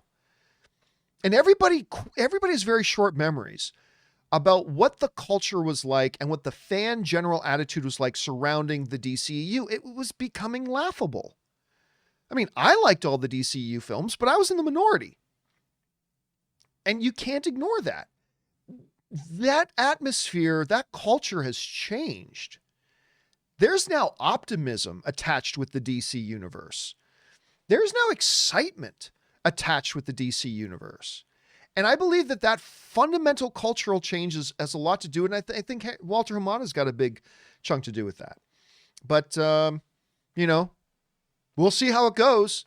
Let's see if Batman sucks. Let's see if this Flash movie, if it ever gets made, let's see if that sucks. I mean, we may be singing a very different tune about the whole DC situation and Walter Hamada again in just a couple of years. But for now, I got to say, man, I just know things are better right now for the DCU than they were just a few years ago. And you can't ignore or discard when there's a culture change, when the part of that change was something that happened at the top. And I don't think you can ignore that. I believe the same is true of sports. You know, a general manager came in, yeah, but he came in, in game 3 of the year. So you can't, well, no, the head coach still needs that general manager support, the little moves they make, keeping players happy, talking about future contract, all that kind of stuff. The general manager, even if he came in a little bit later in the year, he still gets part of that credit. Anyway, I could go on and on about that, but that's just kind of my thought on that. All right, Miguel. Oh, we already did Miguel. All right, next up, Lobster Johnson writes, "Hey, John. I was walking yesterday and a lady asked me if the book I was holding was the Bible. I said, no, it's Dune. So that brings the question. Do you think Denis Villeneuve will make Dune a household name to people who aren't sci-fi nerds like us?" Oh, dude, that's a big ask. That's a big ask. Because one of the things, Rob and I were talking about this I believe it was off camera the other day. But Robert and I were talking about this the other day, and it's like, well, people in our circles recognize and know Dune is not a household name. It's not a household name. My litmus test is often my mother. My mom's usually my litmus test. And I'll be honest with you, I don't know if I got on the phone with my mom right now and asked her, "Are you familiar with Dune?" I honestly don't know if she's even familiar with it. So let's at least say, there are more people who are, I think, familiar with Dune than are familiar with Batman Beyond, but let's say it has a modest awareness. Let's say there's modest, not infinitesimal, but let's say there's modest awareness about Dune in general. Can Dune, the Denis Villeneuve film, become a cultural fulcrum and just becomes a tipping point of pop culture, and now Dune becomes a household name? Well, is that possible? Yes. You do have one of the best filmmakers in the business right now doing it. You do have wonderful source material, but a relatively new property, and I know that sounds weird to say that about Dune because it's been around for so long, but as far as the wider pop cultural awareness, it's going to be a new thing coming out for a lot of people. To become a household name, that's a tall order. And by the way, that shouldn't be our watermark test for whether or not Dune's a success. I mean, if Dune makes $500 million, I consider that a big success. But I don't know, can it? Look, he did a terrific job with Blade Runner 2049. Was Blade Runner 2049 become a household name? Nope. Did Arrival become a household name? Nope. Did Prisoners become a household name? Nope. You're talking about some great movies. Great movies. But it's very, very few that hit that watermark of being household names. So I would be very hesitant to set that up as if that's going to be the watermark about whether or not this film's a big success. It can be a huge success and still not become a household name. It's a tall order. Got to keep that in mind. All right, Casey McNatt writes, "Hey, John and Rob." Rob's not here, obviously. "On the topic of great character actors in TV and movies, I was wondering what your favorite are/were besides Clancy Brown. Mine would be Terry O'Quinn, Michael Emerson, Giancarlo Esposito, and your next one, Walter Goggins, J.K. Simmons. I don't know that you can really count those guys anymore. Those guys are legitimate stars, right? Those guys are legitimate stars now. So I don't know that we can count Giancarlo Esposito as that anymore. He is now, and now Grant, still a character actor, yes, but he is a legitimate big star. Big star. There are a couple of guys, let me bring up both of them here. There are a couple of guys that to me are amongst the greatest character actors ever. And one of them we just lost. One of them just passed away recently, unfortunately. And that is the great Brian Dennehy. Brian Dennehy appeared in so many things. So many things. And I think the last thing that I saw him in was a show that I like, which was The Blacklist. Yeah, there is. But, I guess he did an appearance in Penny Dreadful, the new Penny Dreadful. I didn't know that. And look at that. He still has a couple of things coming out yet. He still has a couple of A Long Day's Journey and The Adventures of Buddy Thunder. He's still got those coming out, and he's passed away. But Brian Dennehy, obviously, the first thing I think of Brian Dennehy when I think of him is the first Rambo movie, First Blood, as the antagonist of the film. Love him in that, and then I always loved him in everything after that. He was just one of those guys who brought a power and presence to everything that he did, and I loved him for it. The other guy who, to me, might be the greatest example of a true character actor in the sense that he brings it, he is money, and no one knows his name. No one knows his name.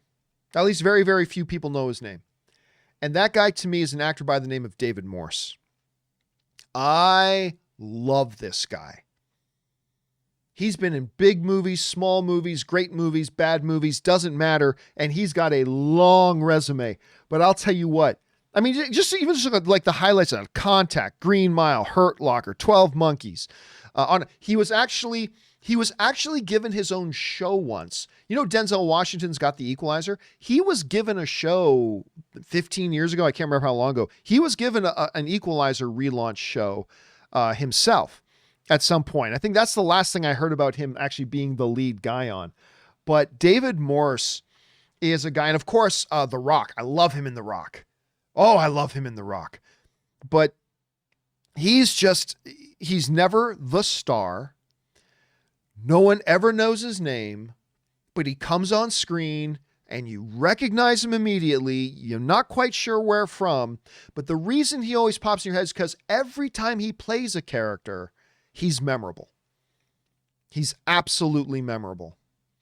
And that is why, to me, if I ever, hit it and it became a big producer and I was making a movie, maybe not the starring role, but I find a role for David Morse in my movie. And he would be right alongside Brian Dennehy if he were still with us today. But David Morse would definitely be a part of it and be in there for me. All right. Thanks a lot for that, Case. Of course, we talked about Clancy Brown the other day, who I totally love as well. All right. Next up, Alan Dale writes, John, everyone feels sorry for Scarf Guy. Well, I don't, because I heard he had CCTV in his bedroom, so I wish him a happy new year. Yeah. For all we know, he was a total jerk. For all we know, he was an absolute ass. Maybe the Dreamstone thought, you know what? That dude's a total dick. He deserves to lose the life he has. Get rid of him. Give it to Steve Trevor. I don't know. He seems like a nice guy at the end, though. Seems like a nice guy. All right. Aaron Schrader also writes, this is speculative, but perhaps the abuse Ray Fisher received was sexual in nature. Could explain why he hasn't come out with details. It's common for men and never even come forward with accusations due to embarrassment. It's a possibility. Listen, just stop right there. That is just dangerous stuff to go into. Starting to speculate about something as that, to me, there has been nothing at all that has indicated that had anything to do with it. And I think it's completely dangerous to start spouting off theories like that. Cause that's just no. That's completely dangerous. The fact that we have no idea what happened. There is certainly no indication for anybody that was that. I haven't gotten any indication from anything that Ray Fisher has said that has anything to do with that whatsoever. And from what little things he says, it sounds really more like other things. But I think that is just dangerous to start going there and start speculation and stuff like that. So let's just shut that down right now.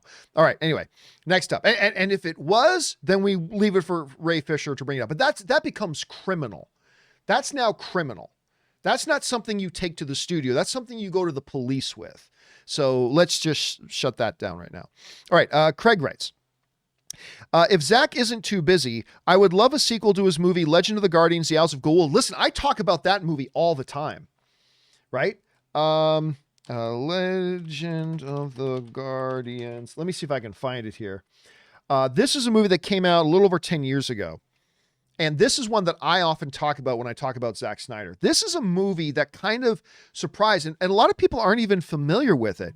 It is an animated film, like I said, that he did about 10 years ago.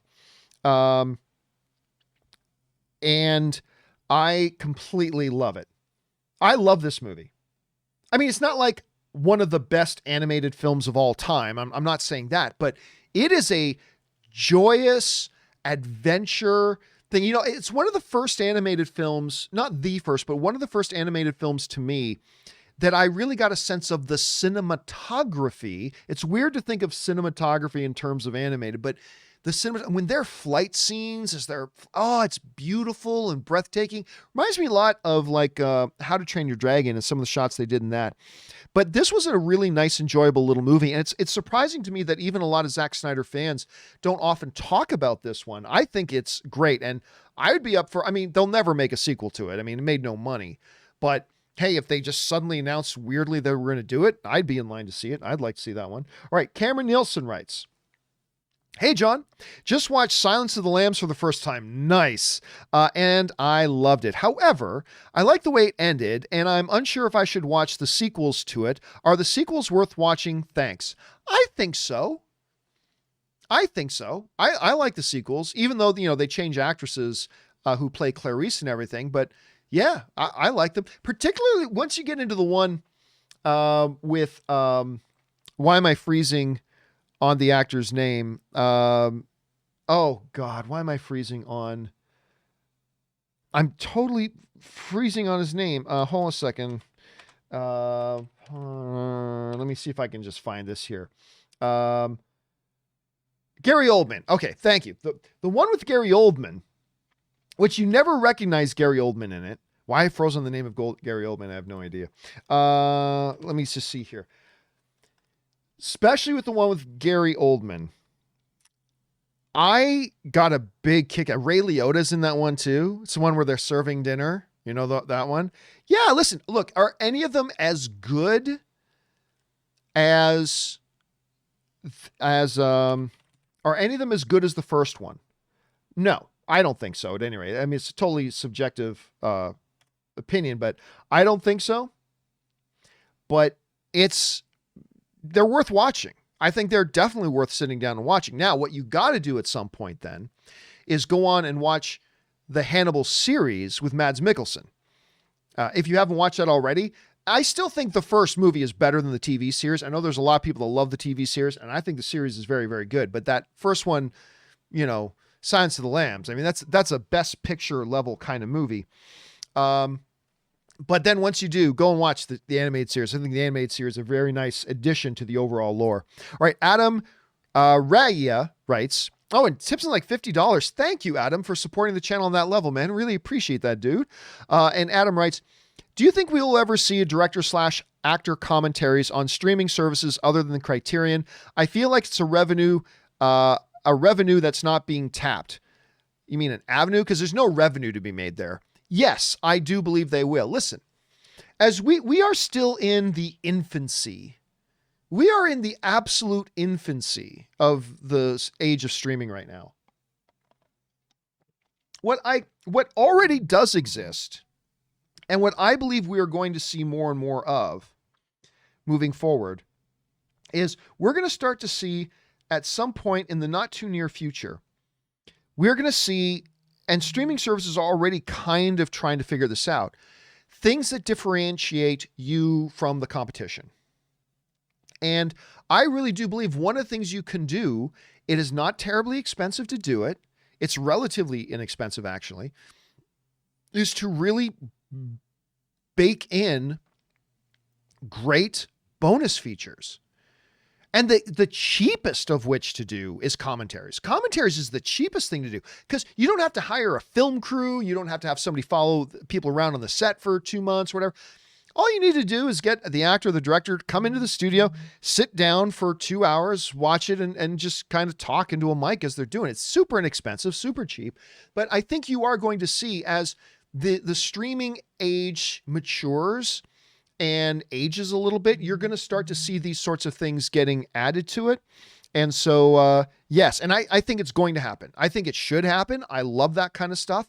I love the behind the scenes content, and I love commentaries, and I do believe we're going to see it coming. I really do. Maybe not this year, but I think it's going to be coming. All right, James Bonner writes, "Hey, John and Rob. I saw Soul and loved Soul. And you're right, John, the moral of the movie is not what we think." Absolutely. Soul isn't a top 2 or 3 best Pixar film of all time to me or anything, but it is a solid, wonderful movie that is truly worthy of the Pixar name. Totally worthy of the Pixar name. But the big thing to me, I've said this all along, is the moral of the story. Because the first half of the movie, you think you get, from watching the trailer and watching the first half of the movie, you think you know what the moral of the story is. And it's kind of it's a tried and true one that's very good. And it's the same as like 100 other movies and TV shows have had. But then you get halfway through the movie and you realize, oh, wait a minute, that's not the moral of the story at all. It's something completely different, and it's powerful, and it hits you, and it left me really reflecting. Like, I missed out on about 5 minutes of the movie because I realized I was just kind of really thinking about the message of the movie when I started to tune into what it was they were actually saying. And it's a beautiful part. I'm glad you enjoyed it, James. All right, next up, Ashley M. writes, "Hey, John, regarding the question if Wonder Woman is bulletproof, I think bullets have the same effect on Wonder Woman as a CO2 airsoft gun. It hurts, but not deadly. I think Wonder Woman doesn't want to give the villains the satisfaction of her getting hit. I suppose. But I mean, if you're invulnerable, you're invulnerable. Right? Like, I don't know. That is a possibility. So for those of you who haven't heard us discussing this before, here's the general issue. Is Wonder Woman in the movies bulletproof? Because until that one scene in Wonder Woman 84, we've never seen her hit with a bullet. She always blocks them. You know, in Wonder Woman 1, she's using her bracelets, or she's using that shield on the battlefield. She's blocking them all the time, blocking them. The one time a bullet hit her that she didn't block it, it scratched her skin. The question, did it break her skin because she was losing her power, or did she fail to block it because she was losing her power? And if she is bulletproof, why does she always have to work so hard to try to block the shots? Just let him through. And people shooting guns at Superman, he doesn't worry about going, ooh, ooh, ooh, ooh. Superman doesn't look around. It's like, oh no, they're shooting at me. I better find a trash can lid. Ching, ching, ching. No, he just goes, bring it. Like Luke Cage, right? The bulletproof man. Go ahead, take your shot. Go ahead. You're just going to ruin my clothes. But other than that, Superman's costume is bulletproof too. I don't know why it is, but his costume's clearly bulletproof. They just bounce on him. So she's truly bulletproof. I don't really get why she has to block it all the time. But maybe she's only semi-invulnerable, where she gets hit with them and they still really hurt. That's possible. But I want Patty Jenkins to give us a definitive answer on that in Wonder Woman 3. I really want to see an answer to that in Wonder Woman 3. All right, Blue Marvel writes, "Hey, John and Rob." Rob's not here, obviously. "Do you guys think Marvel could take a chance with introducing Sentry and Hyperion for their own powerful movies in the MCU? I mean, they could. Look, it falls back again to Guardians of the Galaxy. Everybody thinks Guardians of the Galaxy today, of course, they're super popular. When they announced that they were doing Guardians of the Galaxy, nobody knew what the F that was. That was a huge gamble. Everybody today pretends like, oh no, it wasn't that big of a risk. It was a huge risk. It was a huge gamble. And they uniquely made it work. Look, the easy answer is, if you can make a movie out of Guardians of the Galaxy, and if you can make a movie and franchise out of Ant-Man, for heaven's sakes, then nothing's off the table if you're Marvel right now. Nothing's off the table.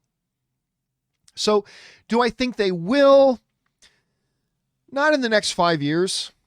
I mean, once you go beyond 5 years, you might as well be saying a billion years from now in movie terms, but not in the next 5 years. Listen, on top of all the existing roster they already have, and some key characters they still haven't done anything with, they're also now going to have to make room in their production schedule for Fantastic Four and the plethora of X-Men characters they have coming over. Remember, X-Men's not just one property. X-Men is its own universe with like hundreds of characters that are attached to it, right? So Is it possible? Absolutely. If they can do Ant-Man, they can do Guardians of the Galaxy, anything's possible. Do I think it's likely? Probably not. Their dance card is going to be full for a pretty long time, and they still got some very high marquee players that they haven't brought to the screen yet that would probably come before those. But again, anything's possible. Have to wait and see. All right, Stella McShave writes, over under 50% that Lucas or Spielberg directs a Star Wars TV episode within the next 3 years. God, I'm going to go under 50%, but you know what? Here's the great thing about it. An episode is a much, much smaller commitment. One single episode is a much, much smaller commitment than trying to do a movie. Because a movie, you need them to commit for 2 years, right? You need 1.5 years, 2 years of commitment to oversee the pre-production, production, post-production, get it to the screen, all that kind of stuff. And that's a hard thing to do with a guy like George Lucas or Steven Spielberg who's so busy. But one episode, I mean, Jon Favreau would love it. I don't know that George Lucas wants to do it. Listen, you go and read older stuff with George Lucas too. The fact of the matter is George Lucas just doesn't like directing all that much. Let me rephrase. George Lucas doesn't like working with actors. He really doesn't. There's this famous story that Ron Howard tells. Ron Howard was working with, who is, one of the great directors now in his own right, but Ron Howard, who has a great relationship with George Lucas. And now Ron Howard's daughter is now one of the directors on Mandalorian. She's directed episodes in both seasons, Bryce Dallas Howard. Some of you probably didn't even know that Bryce Dallas Howard is Ron Howard's daughter. There you go.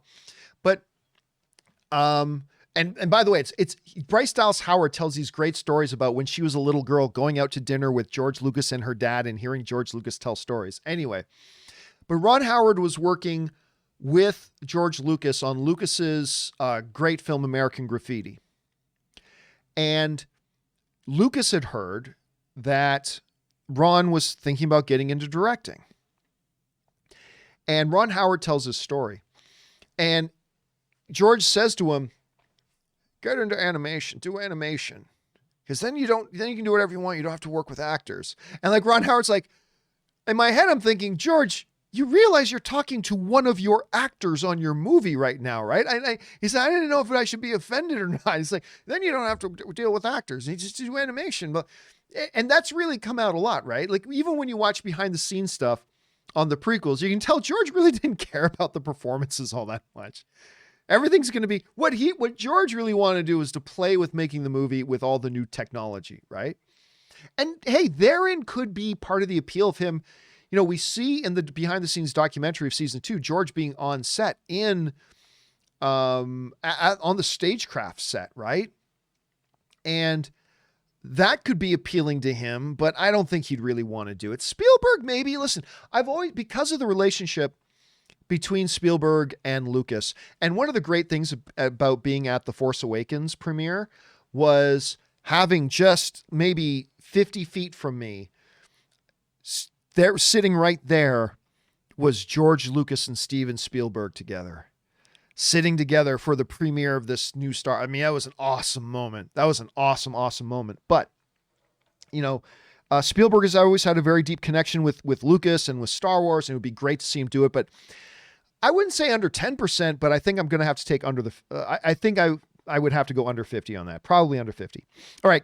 Key Lime Killa writes, so I just watched the Florida nice movie night. Willem Dafoe, so good in that. I just watched the Florida Project for the 3rd time last night, and I came to the conclusion, this is my favorite movie ever. I consider myself a manly man, but this movie makes me cry like a bitch every time.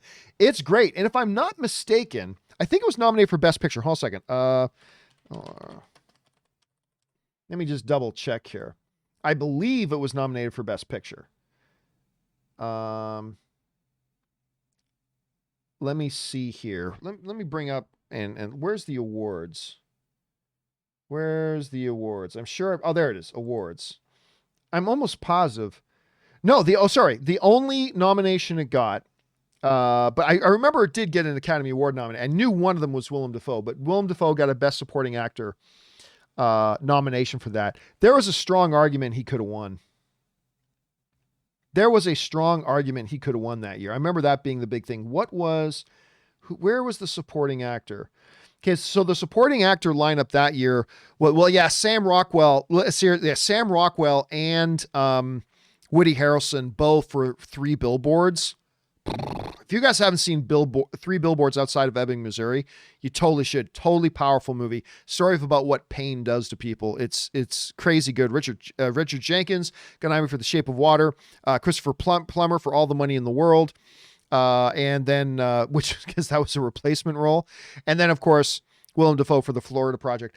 There was money on Dafoe winning that year. There were some pretty decent odds. I think Rockwell was considered the front runner for that. He was so terrific in it. But listen, Woody Harrelson easily could have won it for the same movie. But yeah, that movie's great. I wouldn't put it in my personal top 10 favorite, but it is a fabulous movie, Key Lime. All right, next up. A New Year writes, Cobra Kai season 3 was great. Was a great way to start off the year. Can't wait for season 4. While waiting, I looked up that Kingdom show. It is one. Is it the one that has 97% audience score or not, or on Rotten Tomatoes? Because there's a lot of shows with that name. I've been watching it. The MMA stuff is great. Well, if it's the MMA show, then it's probably the right one. Again, I haven't watched it yet, but I'm getting more and more people telling me I should check it out. I was resistant to it at first, but I'm getting more and more of you guys writing in saying I need to get into it, and I just may have to check it out. I just may. Now, there's also another one called Kingdom that is fabulous. It's a Korean show it's a zombie show set in medieval time. I mean, it's great. It's fantastic, but I might have to check this one out too. Thanks a lot for that, New Year. Next up, Ryan Lohner writes, I was initially really excited about the Alien show, and then I remembered there have been 8 movies in this franchise, and it's still just the first 2 that have been any good. Still hoping against hope for something even halfway decent. I agree. The name Alien doesn't excite me all that much anymore because of the lukewarmness of their quality, from terrible to lukewarm. I'll be honest, I'm not a big fan of the last couple of ones. Whether the Covenant, is that the name of it? What's the name of one of the recent ones? Alien Covenant. I wasn't a fan of that one. I know I got a bunch of friends I know who really did like Alien Covenant. I was not a fan. I really wasn't. I got what they were going for. I got the deeper sci-fi, but just because you got those concepts doesn't mean the execution's good. And I just didn't find the execution good. And you're right. So that's why when they were announcing like these FX series, the ones that really got my attention was Shogun. I mean, that's the one I'm excited about. And I got some friends of mine saying, well, how can you not be super excited about Alien? When's the last time anything Alien was great? It's been forever. So, hey, I'm open to it and I'll look forward to watching it, but Ridley Scott's involved. I don't care. Alien Covenant had Ridley Scott directing it and it was terrible. I get it. And once again, I know a lot of people loved it. All due respect. I get that. It's all subjective. No big deal. But I thought it was a waste. Not a huge steaming garbage pile or anything, but I was just disappointed with it. So you're right. I think it's interesting that they're going to try to do an Alien series. That's interesting. But am I really jazzed for it? Not yet. I'm going to have to see some things to get excited about it because, like you said, there hasn't been a truly great Alien thing since Aliens. Since Sigourney Weaver got in the Robotech suit and said, you bitch, let her go, you bitch. And that's the last time we've seen anything great from Alien. So tell me why I should be excited. But who knows? Maybe it'll be great. I'll keep my eye open for it with great interest. But I'm with you on that, Ryan. I really am with you on that. All right, next up.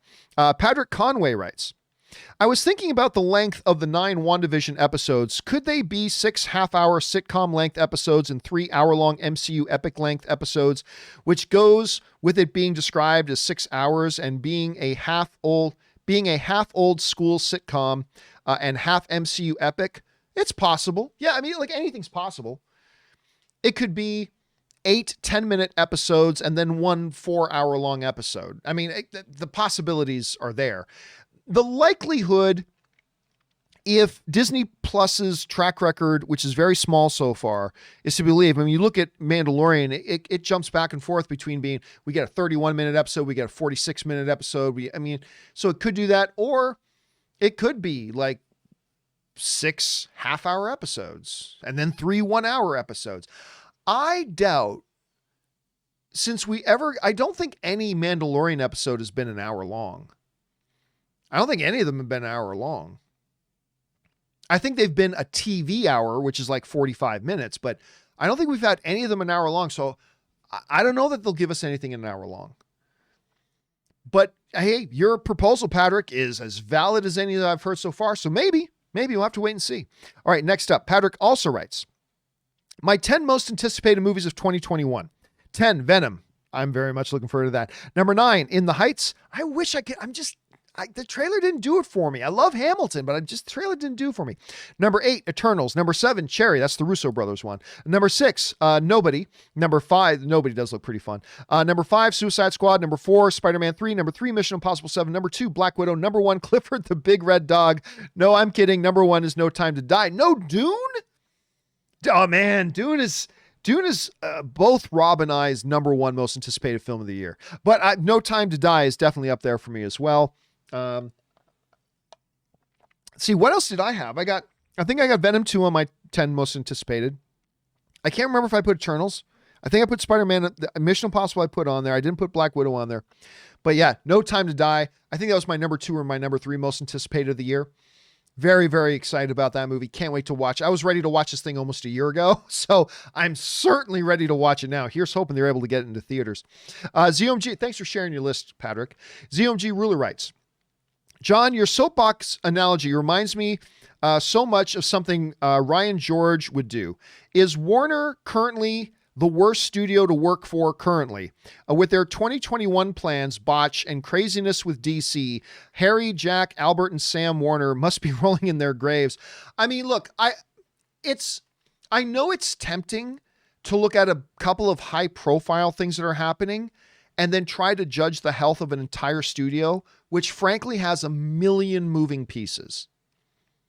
Was their big HBO Max, all 2021 HBO Max year thing a total botch? Absolutely it was. And we already see them starting to walk back some of it. It's certainly the way, if not what they did, the way they did it. Completely alienated them from a lot of allies they used to have in the industry. And it's going to take some fast footwork to mend some of those fences behind the scenes. And they're already working at it. They are already working at it. DC, things look good at DC right now. Things look pretty good at DC right now. I think things certainly look encouraging. We got the Batman movie coming up. I mean, that trailer was the talk of the town. The Suicide Squad stuff, everybody's excited about what they saw coming out of DC fandom. And so we'll see. I think they've got that in pretty good shape right now, but it does remind me a lot of, what Steven Spielberg, or not Steven Spielberg, what Christopher Nolan said, when the whole thing happened. He said, a lot of filmmakers went to bed last night thinking they worked for the best movie studio, and they woke up to discover that they actually work for the worst streaming studio. That's heavy stuff. I mean, that's tough. That's going to be a very difficult relationship for them to mend. I still believe in calmer heads prevailing, and maybe they will, but I don't know. I don't think because of a couple of high profile things, you can now then take a big broad brush and say, because of these two things in the midst of a million different pieces, you can say this is the worst studio to work for. I'm not ready to do that. No, I'm not ready to. I think they got too many good things going. I think they've made some big botching mistakes. I think they'll correct those mistakes. But we'll see how things move forward, ZOMG. Well, it's certainly understandable why you'd ask, though. All right, Mark 2021 writes, one of two. Hi, John. You wrote on before for Clubber. Listen, you wrote on before for Clubber Lang's son to be in Creed 3. I think that would be too gimmicky. Oh, I don't disagree. I think that would be too gimmicky and might not do anything to serve the story other than fan service. I think the Rockyverse needs to focus on new characters and new stories. I agree. By the way, I was never saying, you know what they really need to do? They really need to bring in Clubber Lang 3. No, I was never, you misunderstood. I was never on that train that hard. I mean, look, I said I could see them doing it, but I am in complete agreement. The huge gimmicky part of it is like, really? Is every single movie going to be about, Adonis taking on one of his dad's or his, or Unk's old nemesis's sons now? Also, I saw Stallone say that he had plans for the Rocky character other than outside the ring. I am a huge Rocky fan, so do you think the Rocky character is done? Also, over under 30%, they will kill off Rocky in Creed 3. Well, nah, I don't think they're going to kill him off. I think there were so many times they were going to have, it's funny, not funny, but you get into Rocky 5, right? Which is probably the worst Rocky movie, but I didn't hate it. It's the one with Tommy Gunn. But you get into Rocky 5. This is the funniest thing about Rocky. As Rocky 5 starts, Rocky 5 begins immediately at the end of Rocky 4. He's just fought Drago. He just did if I can change, you can change, everybody can change. He just did that big speech. And now he's in the locker room in the showers. And we see him suffering the effects of, for lack of a subtle term, suffering the effects of brain damage. Everything's shaking. He's breaking down. And he gets told, you can't fight again. Like, you literally could die if you fight again. Like, you could die. So you got to retire.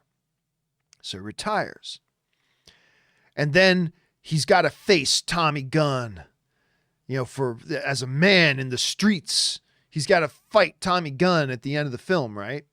And putting his life on the line by having a fight. He could die.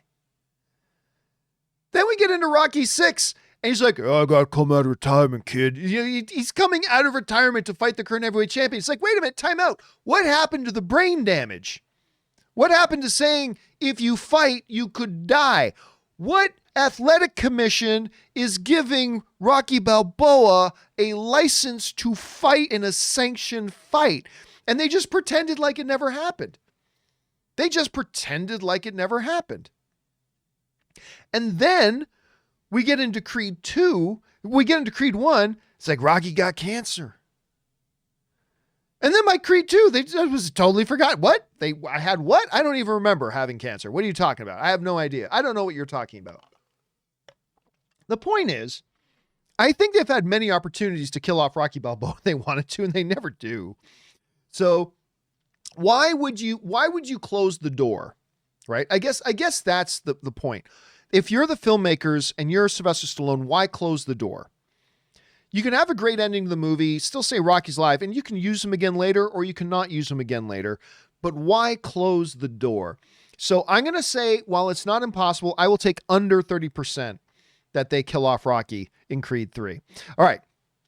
Next up, Mark 2021 writes, hey, John, I know you said before that you aren't all that interested in biopics. No, specifically, I'm not all that interested in biopics about musicians, even though there are some that I love. I don't get excited about biopics about musicians. That's what, not biopics in general, just biopics about musicians. But have you watched Killing Bono? I know your favorite band is U2. It's based on the story of the two brothers that tried to join U2. Stars Robert Sheehan and also underappreciated another underappreciated. I've never even heard of it. I mean, U2's my favorite band. I've never heard of it. See if I can find this thing. 2011. Two brothers attempt to become global rock stars, but can only look on as old school friends. U2 becomes the biggest band in the world. It stars Ben Barnes. I like Ben Barnes. He's good. Sean Dunnigan, Sean Doyle. I'm not even familiar with the film. Did this ever hit theaters? I'm going to guess this never hit theaters. I'm not even familiar with the movie. I'll bring it up here for a second. I'm not even familiar with the movie. If you're interested at all, though, you should, if you ever get the chance to actually read about it, the origin story of the band U2 is really fascinating. When you go how the band formed in school and stuff like that, it's actually pretty cool. Of course, I say that as a big U2 fan, but no, I am not familiar with this. I don't think, by the way, I'm looking at this and reading about it. I'm not getting the impression this is actually a bio. It sounds like this is totally fictitious. Maybe, again, I haven't seen the movie. Maybe I'm wrong about that, but this sounds like it's something that's completely fictitious and not actually biographical. I could be wrong about that, though, but thanks for putting that on my radar. Mark 2021 also writes, Grogu and Babu Freak spin-off movie. I don't care if it's all subtitled. Just make it happen, Disney. Listen, Babu Freak is probably the one thing that most people liked about the Rise of Skywalker. Hello, I am Babu Freak. I mean, it's adorable. It's adorable, right? I think it's like one of the very few elements of Rise of Skywalker that most people can agree. Yeah, that was pretty good. That Babu Freak. I wouldn't put him on the level of Baby Yoda popularity, though. You don't hear people talking about Babu Freak today, but people have been talking about Baby Yoda now for over a year. So the one I really want to do, and I want to see, I'll tell you what, this is cool. So the other day on the show, I cannot remember what brought it up. To be quite frank with you, I do not remember what brought it up initially, but, Baby Yoda as Batman or something is something that I talked about. I can't remember. I said, somebody send me a poster of Baby Yoda as Batman, maybe with Baby Groot or something like that too. And very quickly, somebody sent me this. But they didn't just draw it. Apparently this was already a piece of art somewhere. I mean, there's your movie. Baby Yoda with Baby Groot. I don't know how you make, there would have to be an Elseworlds thing, I'm sure, but you really want to make it a $3 billion film. Baby Yoda and Baby Groot as Batman and Robin. And there you go. You have the world's first $1 billion, not $1 billion film, $3 billion film. And that's in a pandemic. In the pandemic, this movie would make $3 billion at the box office. You're welcome, Hollywood. I've just given you the idea of a lifetime. All right. Next up, we got time just for a couple more here, guys. David Tapia writes, I just noticed Warner Brothers will be announcing some 4K titles for release sometime in 2021. I was surprised they are including the new Snyder cuts of Justice League. Could announcing this before it comes out on HBO Max have a negative impact to new subscribers? I don't see how. I don't see why something having a 4K option to it would somehow be a turnoff. Could announcing this before it comes out on HBO Max have a negative impact to new subscribers? I don't see why, unless I'm missing something. Some new titles coming in 2021. I was surprised that they are including the new Zack Snyder's cut. So that's my answer, Dave. I don't see why having the option of 4K. I don't personally really care about 4K, to be very honest with you. I've gone over my reasons why.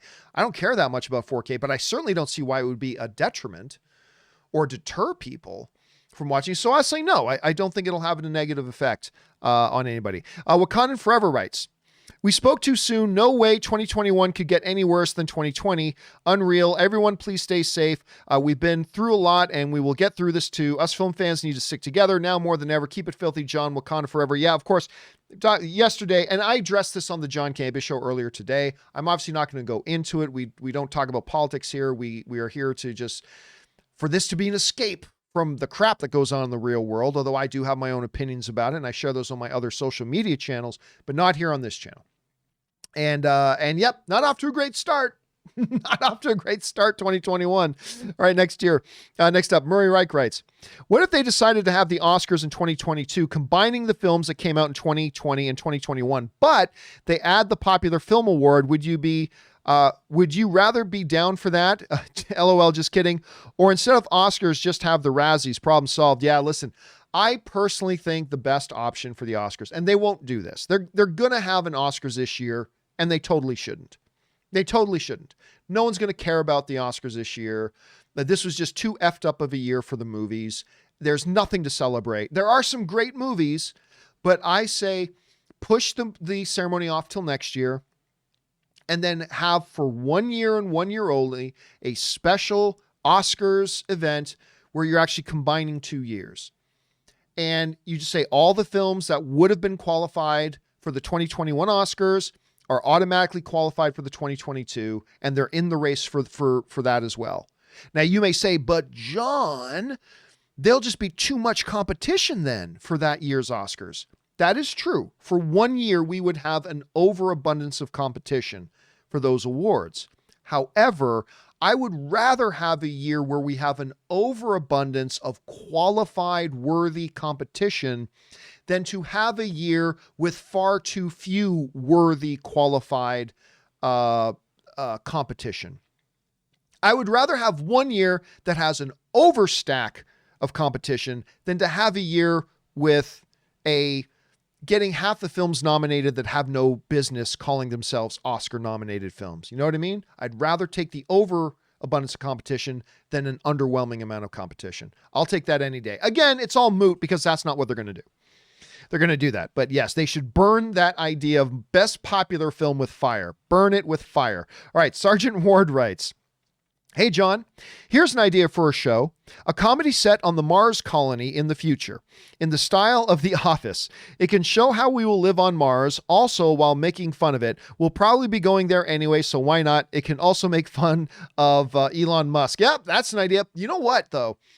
I know it's totally going off topic with what you're talking about, Sergeant, but when you say that, it reminds me about how great The Expanse is.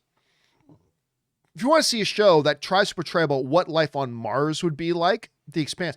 And I'm telling you, man, every year I watch The Expanse, I'm like, how can it get any better? How can this get any better? This season of The Expanse has, to me, been the best one so far. This has been the best one so far. I have loved it. So if you want to see a show, Sarge, about what's life like on Mars, totally not a comedy, but that's one to do. But why not? Hey, listen, an Office-style comedy in almost any environment would probably work. Hell, they did it with Parks and Rec. I remember I don't want to go off on a rabbit trail here, but I was late to the party for Parks and Rec because when I first saw the trailers for it and the commercials for it, I thought this just looks like even though they're both on NBC, this just looks like a pathetic ripoff of The Office. They're just doing exactly what The Office does. Instead of in a paper company, they work in a local city hall. It's just a blatant ripoff of The Office, but it's so good. One of my favorite shows of all time is Parks and Rec, and it's just so great. All right, Sergeant Ward writes, if predict streaming is going to replace network television, but if that's the case, streaming services will have no choice but to make them cheaper because paying for a streaming service will be like having access to a TV channel. Yes, but you're accessing an entire network, and you're accessing a network that has 24/7 accessibility to its new content and all of its library content. It's not an apples to apples comparison. And running something like that means it's expensive to run something like that. It's very expensive to run something like that. So yeah, you're going to have to pay for it. And you're going to have to make a choice. Look, this is something we've talked about this before. You're not going to see streaming networks be $5 because they can't stay in business that way. I know as consumers, we all want everything for free. Everything should be free. Why are you charging me for that? That should be free. People can't create content for free. People can't run a business for free. People can't make high quality, big budget content for free. People can't you guys have no idea what the infrastructure on these types of web services are. It's in the multi-billions. There's a reason Disney has like 83 million subscribers and they lost billions of dollars in their first year. I mean, and that's fine because they knew that. They knew that going in. The first couple of years is going to be heavy losses because we're building this up. We got to get the infrastructure. They knew that. There's going to be big losses. They understood that. So it didn't catch anybody by surprise. They were prepared, but they did much better than they thought. But you can't do that and charge everybody $5. You just can't.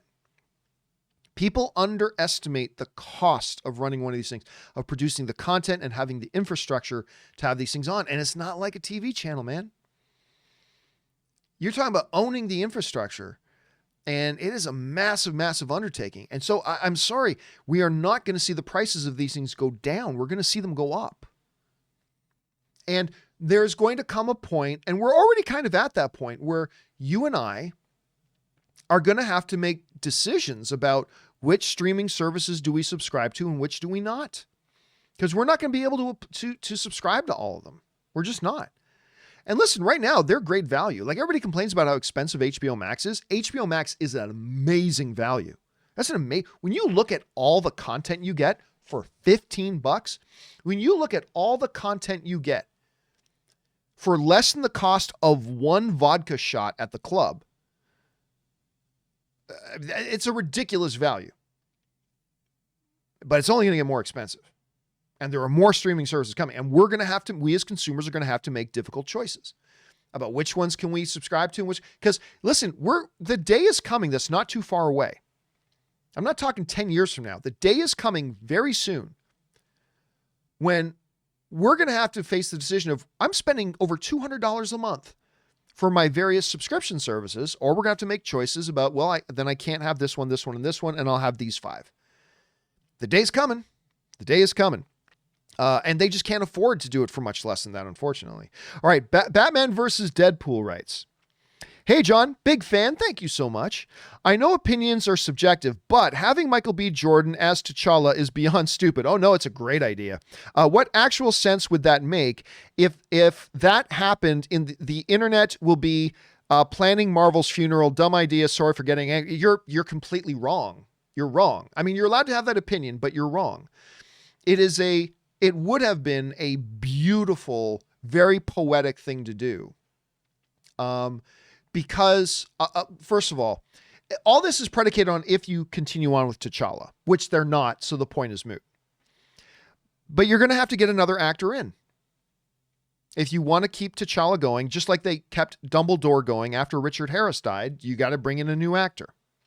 So you're already having to ask the audience to accept that this new actor is this character. And it's not a big deal. We deal with that. People who watch soap operas deal with it all the time. Actors come in and out all the time, playing different roles. So if they had decided to recast T'Challa, the audience would have been so invested in who that should be. Michael B. Jordan checks a lot of boxes that nobody else could for these reasons. First, let's deal with the issue, the problem. The elephant in the room is he was already in the Black Panther movies as another character. Yes, that's the big hurdle. That is the big hurdle, no doubt.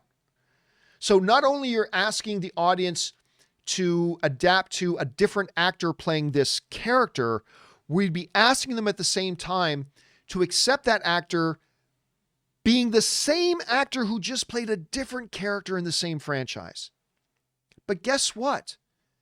When Don Cheadle showed up in Iron Man 2 as the new Rhodey, everybody adjusted to it within 5 seconds. The whole audience, nobody went, "Wait a minute, that's not the same guy who played Rhodey in the first movie." Poosh, brains exploding all over the theater. Oh no, we can't wrap our heads around this. No, the audience within 5 seconds, boom, got it. This is when the new Dumbledore showed up. Okay, it's not Richard Harris anymore. Got it, it's Gambon or Gambone, however you pronounce his name. It's him now. Got it. Mind now readjusted. It would probably take 10 seconds. And here's why. Because there would be a poetic beauty to it in the sense that, well, who do you get to step in for Chadwick Boseman? Well, make it somebody who was a friend of Chadwick Boseman. Michael B. Jordan. Michael B. Jordan checks that box. They developed a great relationship working on the first Black Panther movie. I don't think there would be many other people that Chadwick Boseman would feel as comfortable handing the mantle of T'Challa over to than Michael B. Jordan. I think he would have been totally on board with that because their relationship was so good. Secondly, you need an actor that the existing fan base can completely get behind. People love Michael B. Jordan in this franchise. Yes, they loved him as Killmonger, no doubt. But they loved him, and Black Panther fans would already kind of consider him being in the family. So there's that. Number 3, he's one of the great top tier actors in the world. He's an Oscar caliber actor. There's not many of those around. There just aren't that many around who are that good. And he is that good. So if you're going to ask somebody to come in to pick up the mantle and carry the baton for Chadwick Boseman, you got to get somebody who's at that level of acting as Chadwick Boseman was, and there's not many of those out there. Michael B. Jordan is one of those actors. That's that checkbox. The next checkbox. There is no actor on the planet who is better at working with director Ryan Coogler than Michael B. Jordan. There just simply isn't. There is no actor on the planet, not even Chadwick Boseman. There is no actor on the planet who is better at working with director Ryan Coogler than Michael B. Jordan. He worked with him on Fruitvale Station. Probably should have gotten an Academy Award nomination for that. Worked with him on Creed, obviously. Worked together again, obviously, in the first Black Panther. There is simply no better actor that in working with Ryan Coogler than Michael B. Jordan. Just that simple. Just that simple. For all of those reasons, you want to stack up all those reasons against the one, which was, well, he was another character already in the same universe. So, Gemma Chan is about to be in Eternals. She was another character in the universe already. That's not an apples to apples comparison. I'm not suggesting that it is.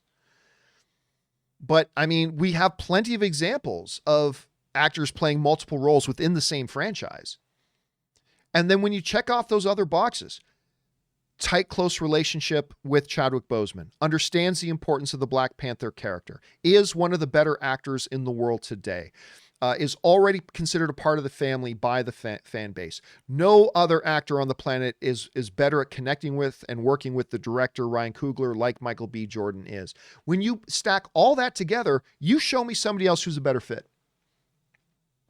You show me somebody else who's a better fit. You can't. Of course, that's all subjective, obviously.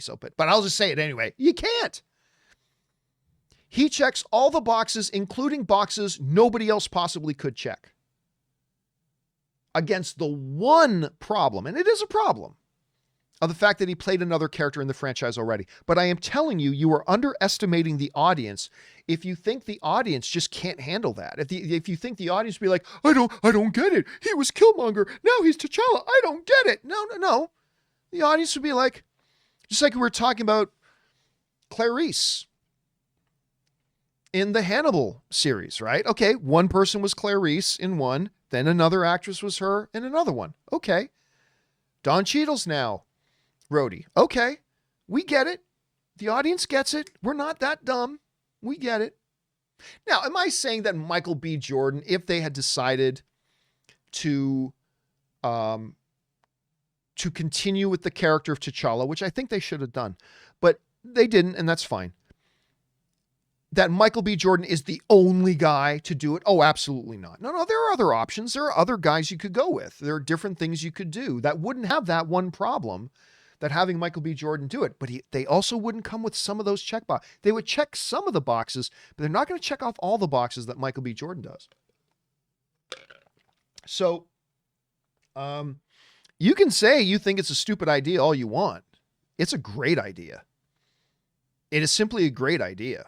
It really is. Not the only option. Not that there couldn't be comparable.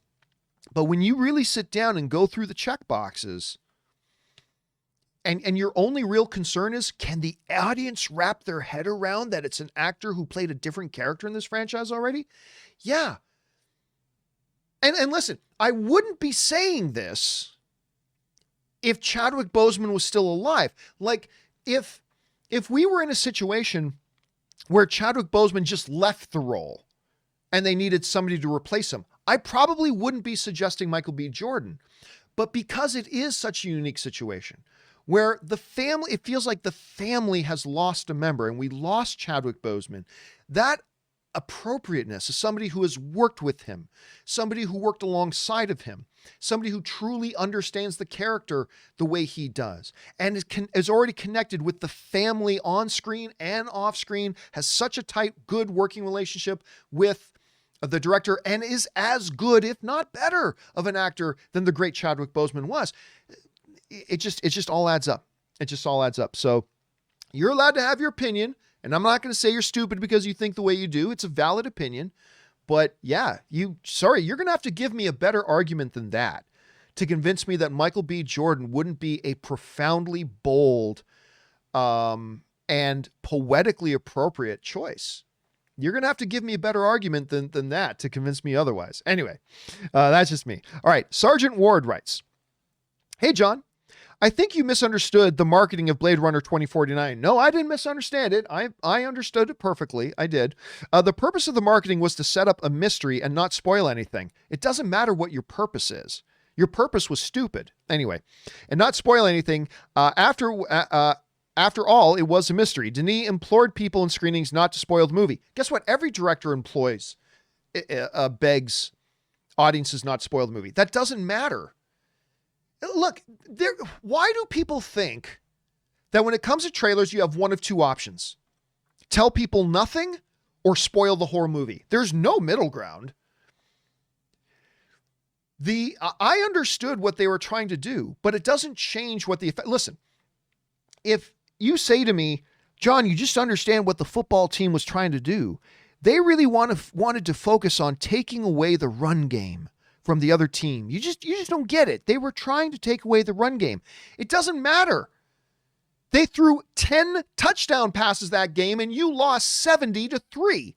That's the bottom line. It doesn't matter what you were going for. It doesn't matter what you were trying to do. The end result was you got your ass whipped 70-3. I don't care that what you were going for was trying to stop the run game. That's nice, but it doesn't work. So when we start talking about the ad campaign for Blade Runner 2049, you can tell people what your movie is about without giving away major plot turn spoilers. It's not either or. It's not tell them nothing or tell them everything. There is 50 shades of gray in between. And the good movie marketing campaigns know how to tell the audience just enough, give them an idea of what is the story of this? What is this movie about? Without giving away everything that would spoil the film. There is a way to do that, and many films do it. The problem with Blade Runner 2049 was they had the arrogance to think, we don't have to tell the audience anything about this movie. Nothing. And that was a common complaint about it. Nobody knew what Blade Runner 2049 was even about.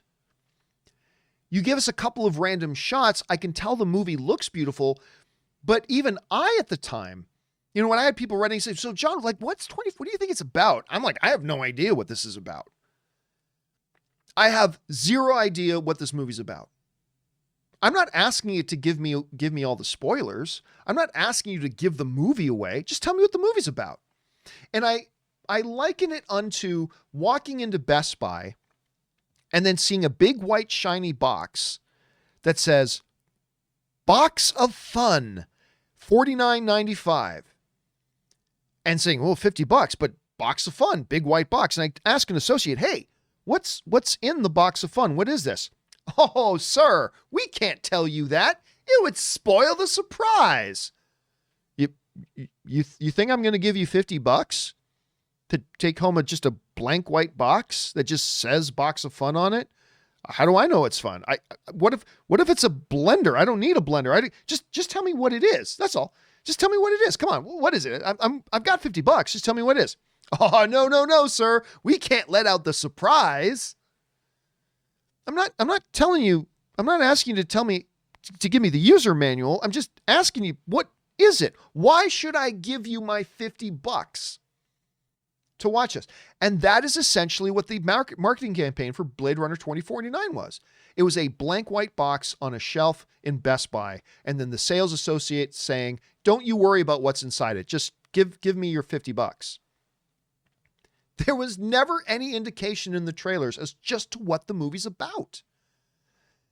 And so I got it. I understand, Sergeant, but you got to understand, it's not, you don't only have two options of either telling the people nothing at all about your movie or giving everything away. There are a lot of different stages in the middle there where you can accomplish telling the audience what this movie is about and why you should be excited about it without giving away what we would consider to be the major turning points and major spoilers. And what happens? You get Blade Runner 2049, right? Blade Runner 2049. You get a movie like Blade Runner 2049, which was awesome. It's a great movie. Wonderful movie. And it flopped brutally. $260 million at the worldwide box office. Not $260 million opening weekend, not $260 million domestically, worldwide $260 million. This movie lost over $50 million for the studio. Wrap your heads around that. It lost them nearly $50 million. Why do you think that is? Because no one's ever heard of Blade Runner? Oh, they'd heard of Blade Runner. Because the movie wasn't any good? No, everybody said the movie was great. Got great word of mouth. Because it maybe didn't get any word. It won Oscars. Like not the big one, but it won Oscars. Look, it was gorgeous. Why do you think that is? Because the marketing campaign felt like we don't have to even tell the audience what this movie's about. They were so arrogant and so short-sighted. They just thought, it's Blade Runner. That's good enough. That's all people need to know. It's Blade Runner. And as Robert Meyer Burnett points out quite perfectly, they underestimated the fact that it had been a long time since the original Blade Runner, guys. It had been a long time. You got to sell this movie to the audience. And when you watch the trailers for Blade Runner 2049, you can just tell they didn't feel like they needed to sell it to the audience. It's a big white box of fun, guys. That's all you need to know. And that's just not good enough for the audience. The audience is not going to shell out $15 and plan, schedule out an evening of their time when they could be doing other things to go to see your movie if you are not going to tell them why they should come see your movie. So I understood what they were going for, but they were going for the wrong thing. And the result of that was this fabulous, fabulous movie was, by every definition of the book, a monster flop. And that's why. So I got what they were going for, but what they were going for was stupid. There are many ways to advertise your movie without giving away all the spoilers. So that's just kind of my take on it. This is one I fume about this one because it was such a good movie. I don't even like the original Blade Runner. No, it's true. I don't even like the original Blade Runner. This movie was great and it deserved better. And so I get a little bit hot. I don't know if you could. I get a little bit hot when I think about the way they completely botched the marketing campaign for Blade Runner 2049. They completely botched it. Anyway, Ted Wu writes, "Love the documentary, John. Thank you so much, Ted. I appreciate that. I wanted to share a trailer story. I went to see Hudson Hawk, Bruce Willis classic. Bad movie, by the way, 3 times just to see the Terminator 2 trailer. There was no YouTube at the time, so if you wanted to see a trailer multiple times, that was the only way." Yeah, and we talk about that in my movie, by the way. For those of you who don't know what he's talking about, of course, there is my movie documentary available now worldwide. Movie Trailers, a Love Story. It looks at the history, the formation, and these important key points and why trailers are so important today that you can see for right now, whatever country you live in the world. Worldwide, it's available at vimeo.com/on-demand/movie trailers. Or if you happen to live in the US or the UK, you can also get it on Amazon. If you live in the US and the UK, just simply go to Amazon and search for Movie Trailers, a Love Story, and you will find it there. And thank you so much, dude, for giving me an excuse to plug my movie. Anyway, yeah, but that's true. A lot of us forget it wasn't that long ago. Like movie trailers now, we think movie trailer, oh great, just you don't even have to go to your computer. Pull out your phone, watch a movie trailer, watch it 15 times if you want. But there was a time, not terribly long ago, that to see a movie trailer, you had to go to the movies. You had to go to the movies and pay a ticket to go see a movie to watch the trailers. And you never knew what trailers you were going to get. It was a surprise and all this kind of stuff. It was a different time, Ted. It was totally a different time. All right, guys. Listen, for everybody else still to come, Edity from the city, John's Abandoned Barber. Look at this hair, guys. Look at how long this hair is getting here. I got to get this dealt with soon. Anonymous. I told you there was not a Silly Goose and Raffy's World and on and on and on. Do not worry, guys. We are going to start off tomorrow's John Campea Show. When we get to the live questions part of the show, we're going to start off with yours. But for now, we are caught up on all the questions that come through today. Guys, thank you so much for being here and joining us for this companion video. Special thank you to all of you guys who sent in those questions. Number one, because you gave some great spirited things to talk about. But number two, you supported this channel while you did it. And all of us here who are involved with the John Campea YouTube channel, thank you guys very, very much for that awesome support. Guys, don't forget the John Campea Show will be back tomorrow. Make sure you join us then. And once again, if you've not done so already, why don't you take a second, click on that subscribe button, become a subscriber to our YouTube channel to keep you up to date on all the things that we've got going on here. That will do it for me for now, guys. Thanks a lot for being here. My name's John Campea, and until next time, my friends, bye-bye.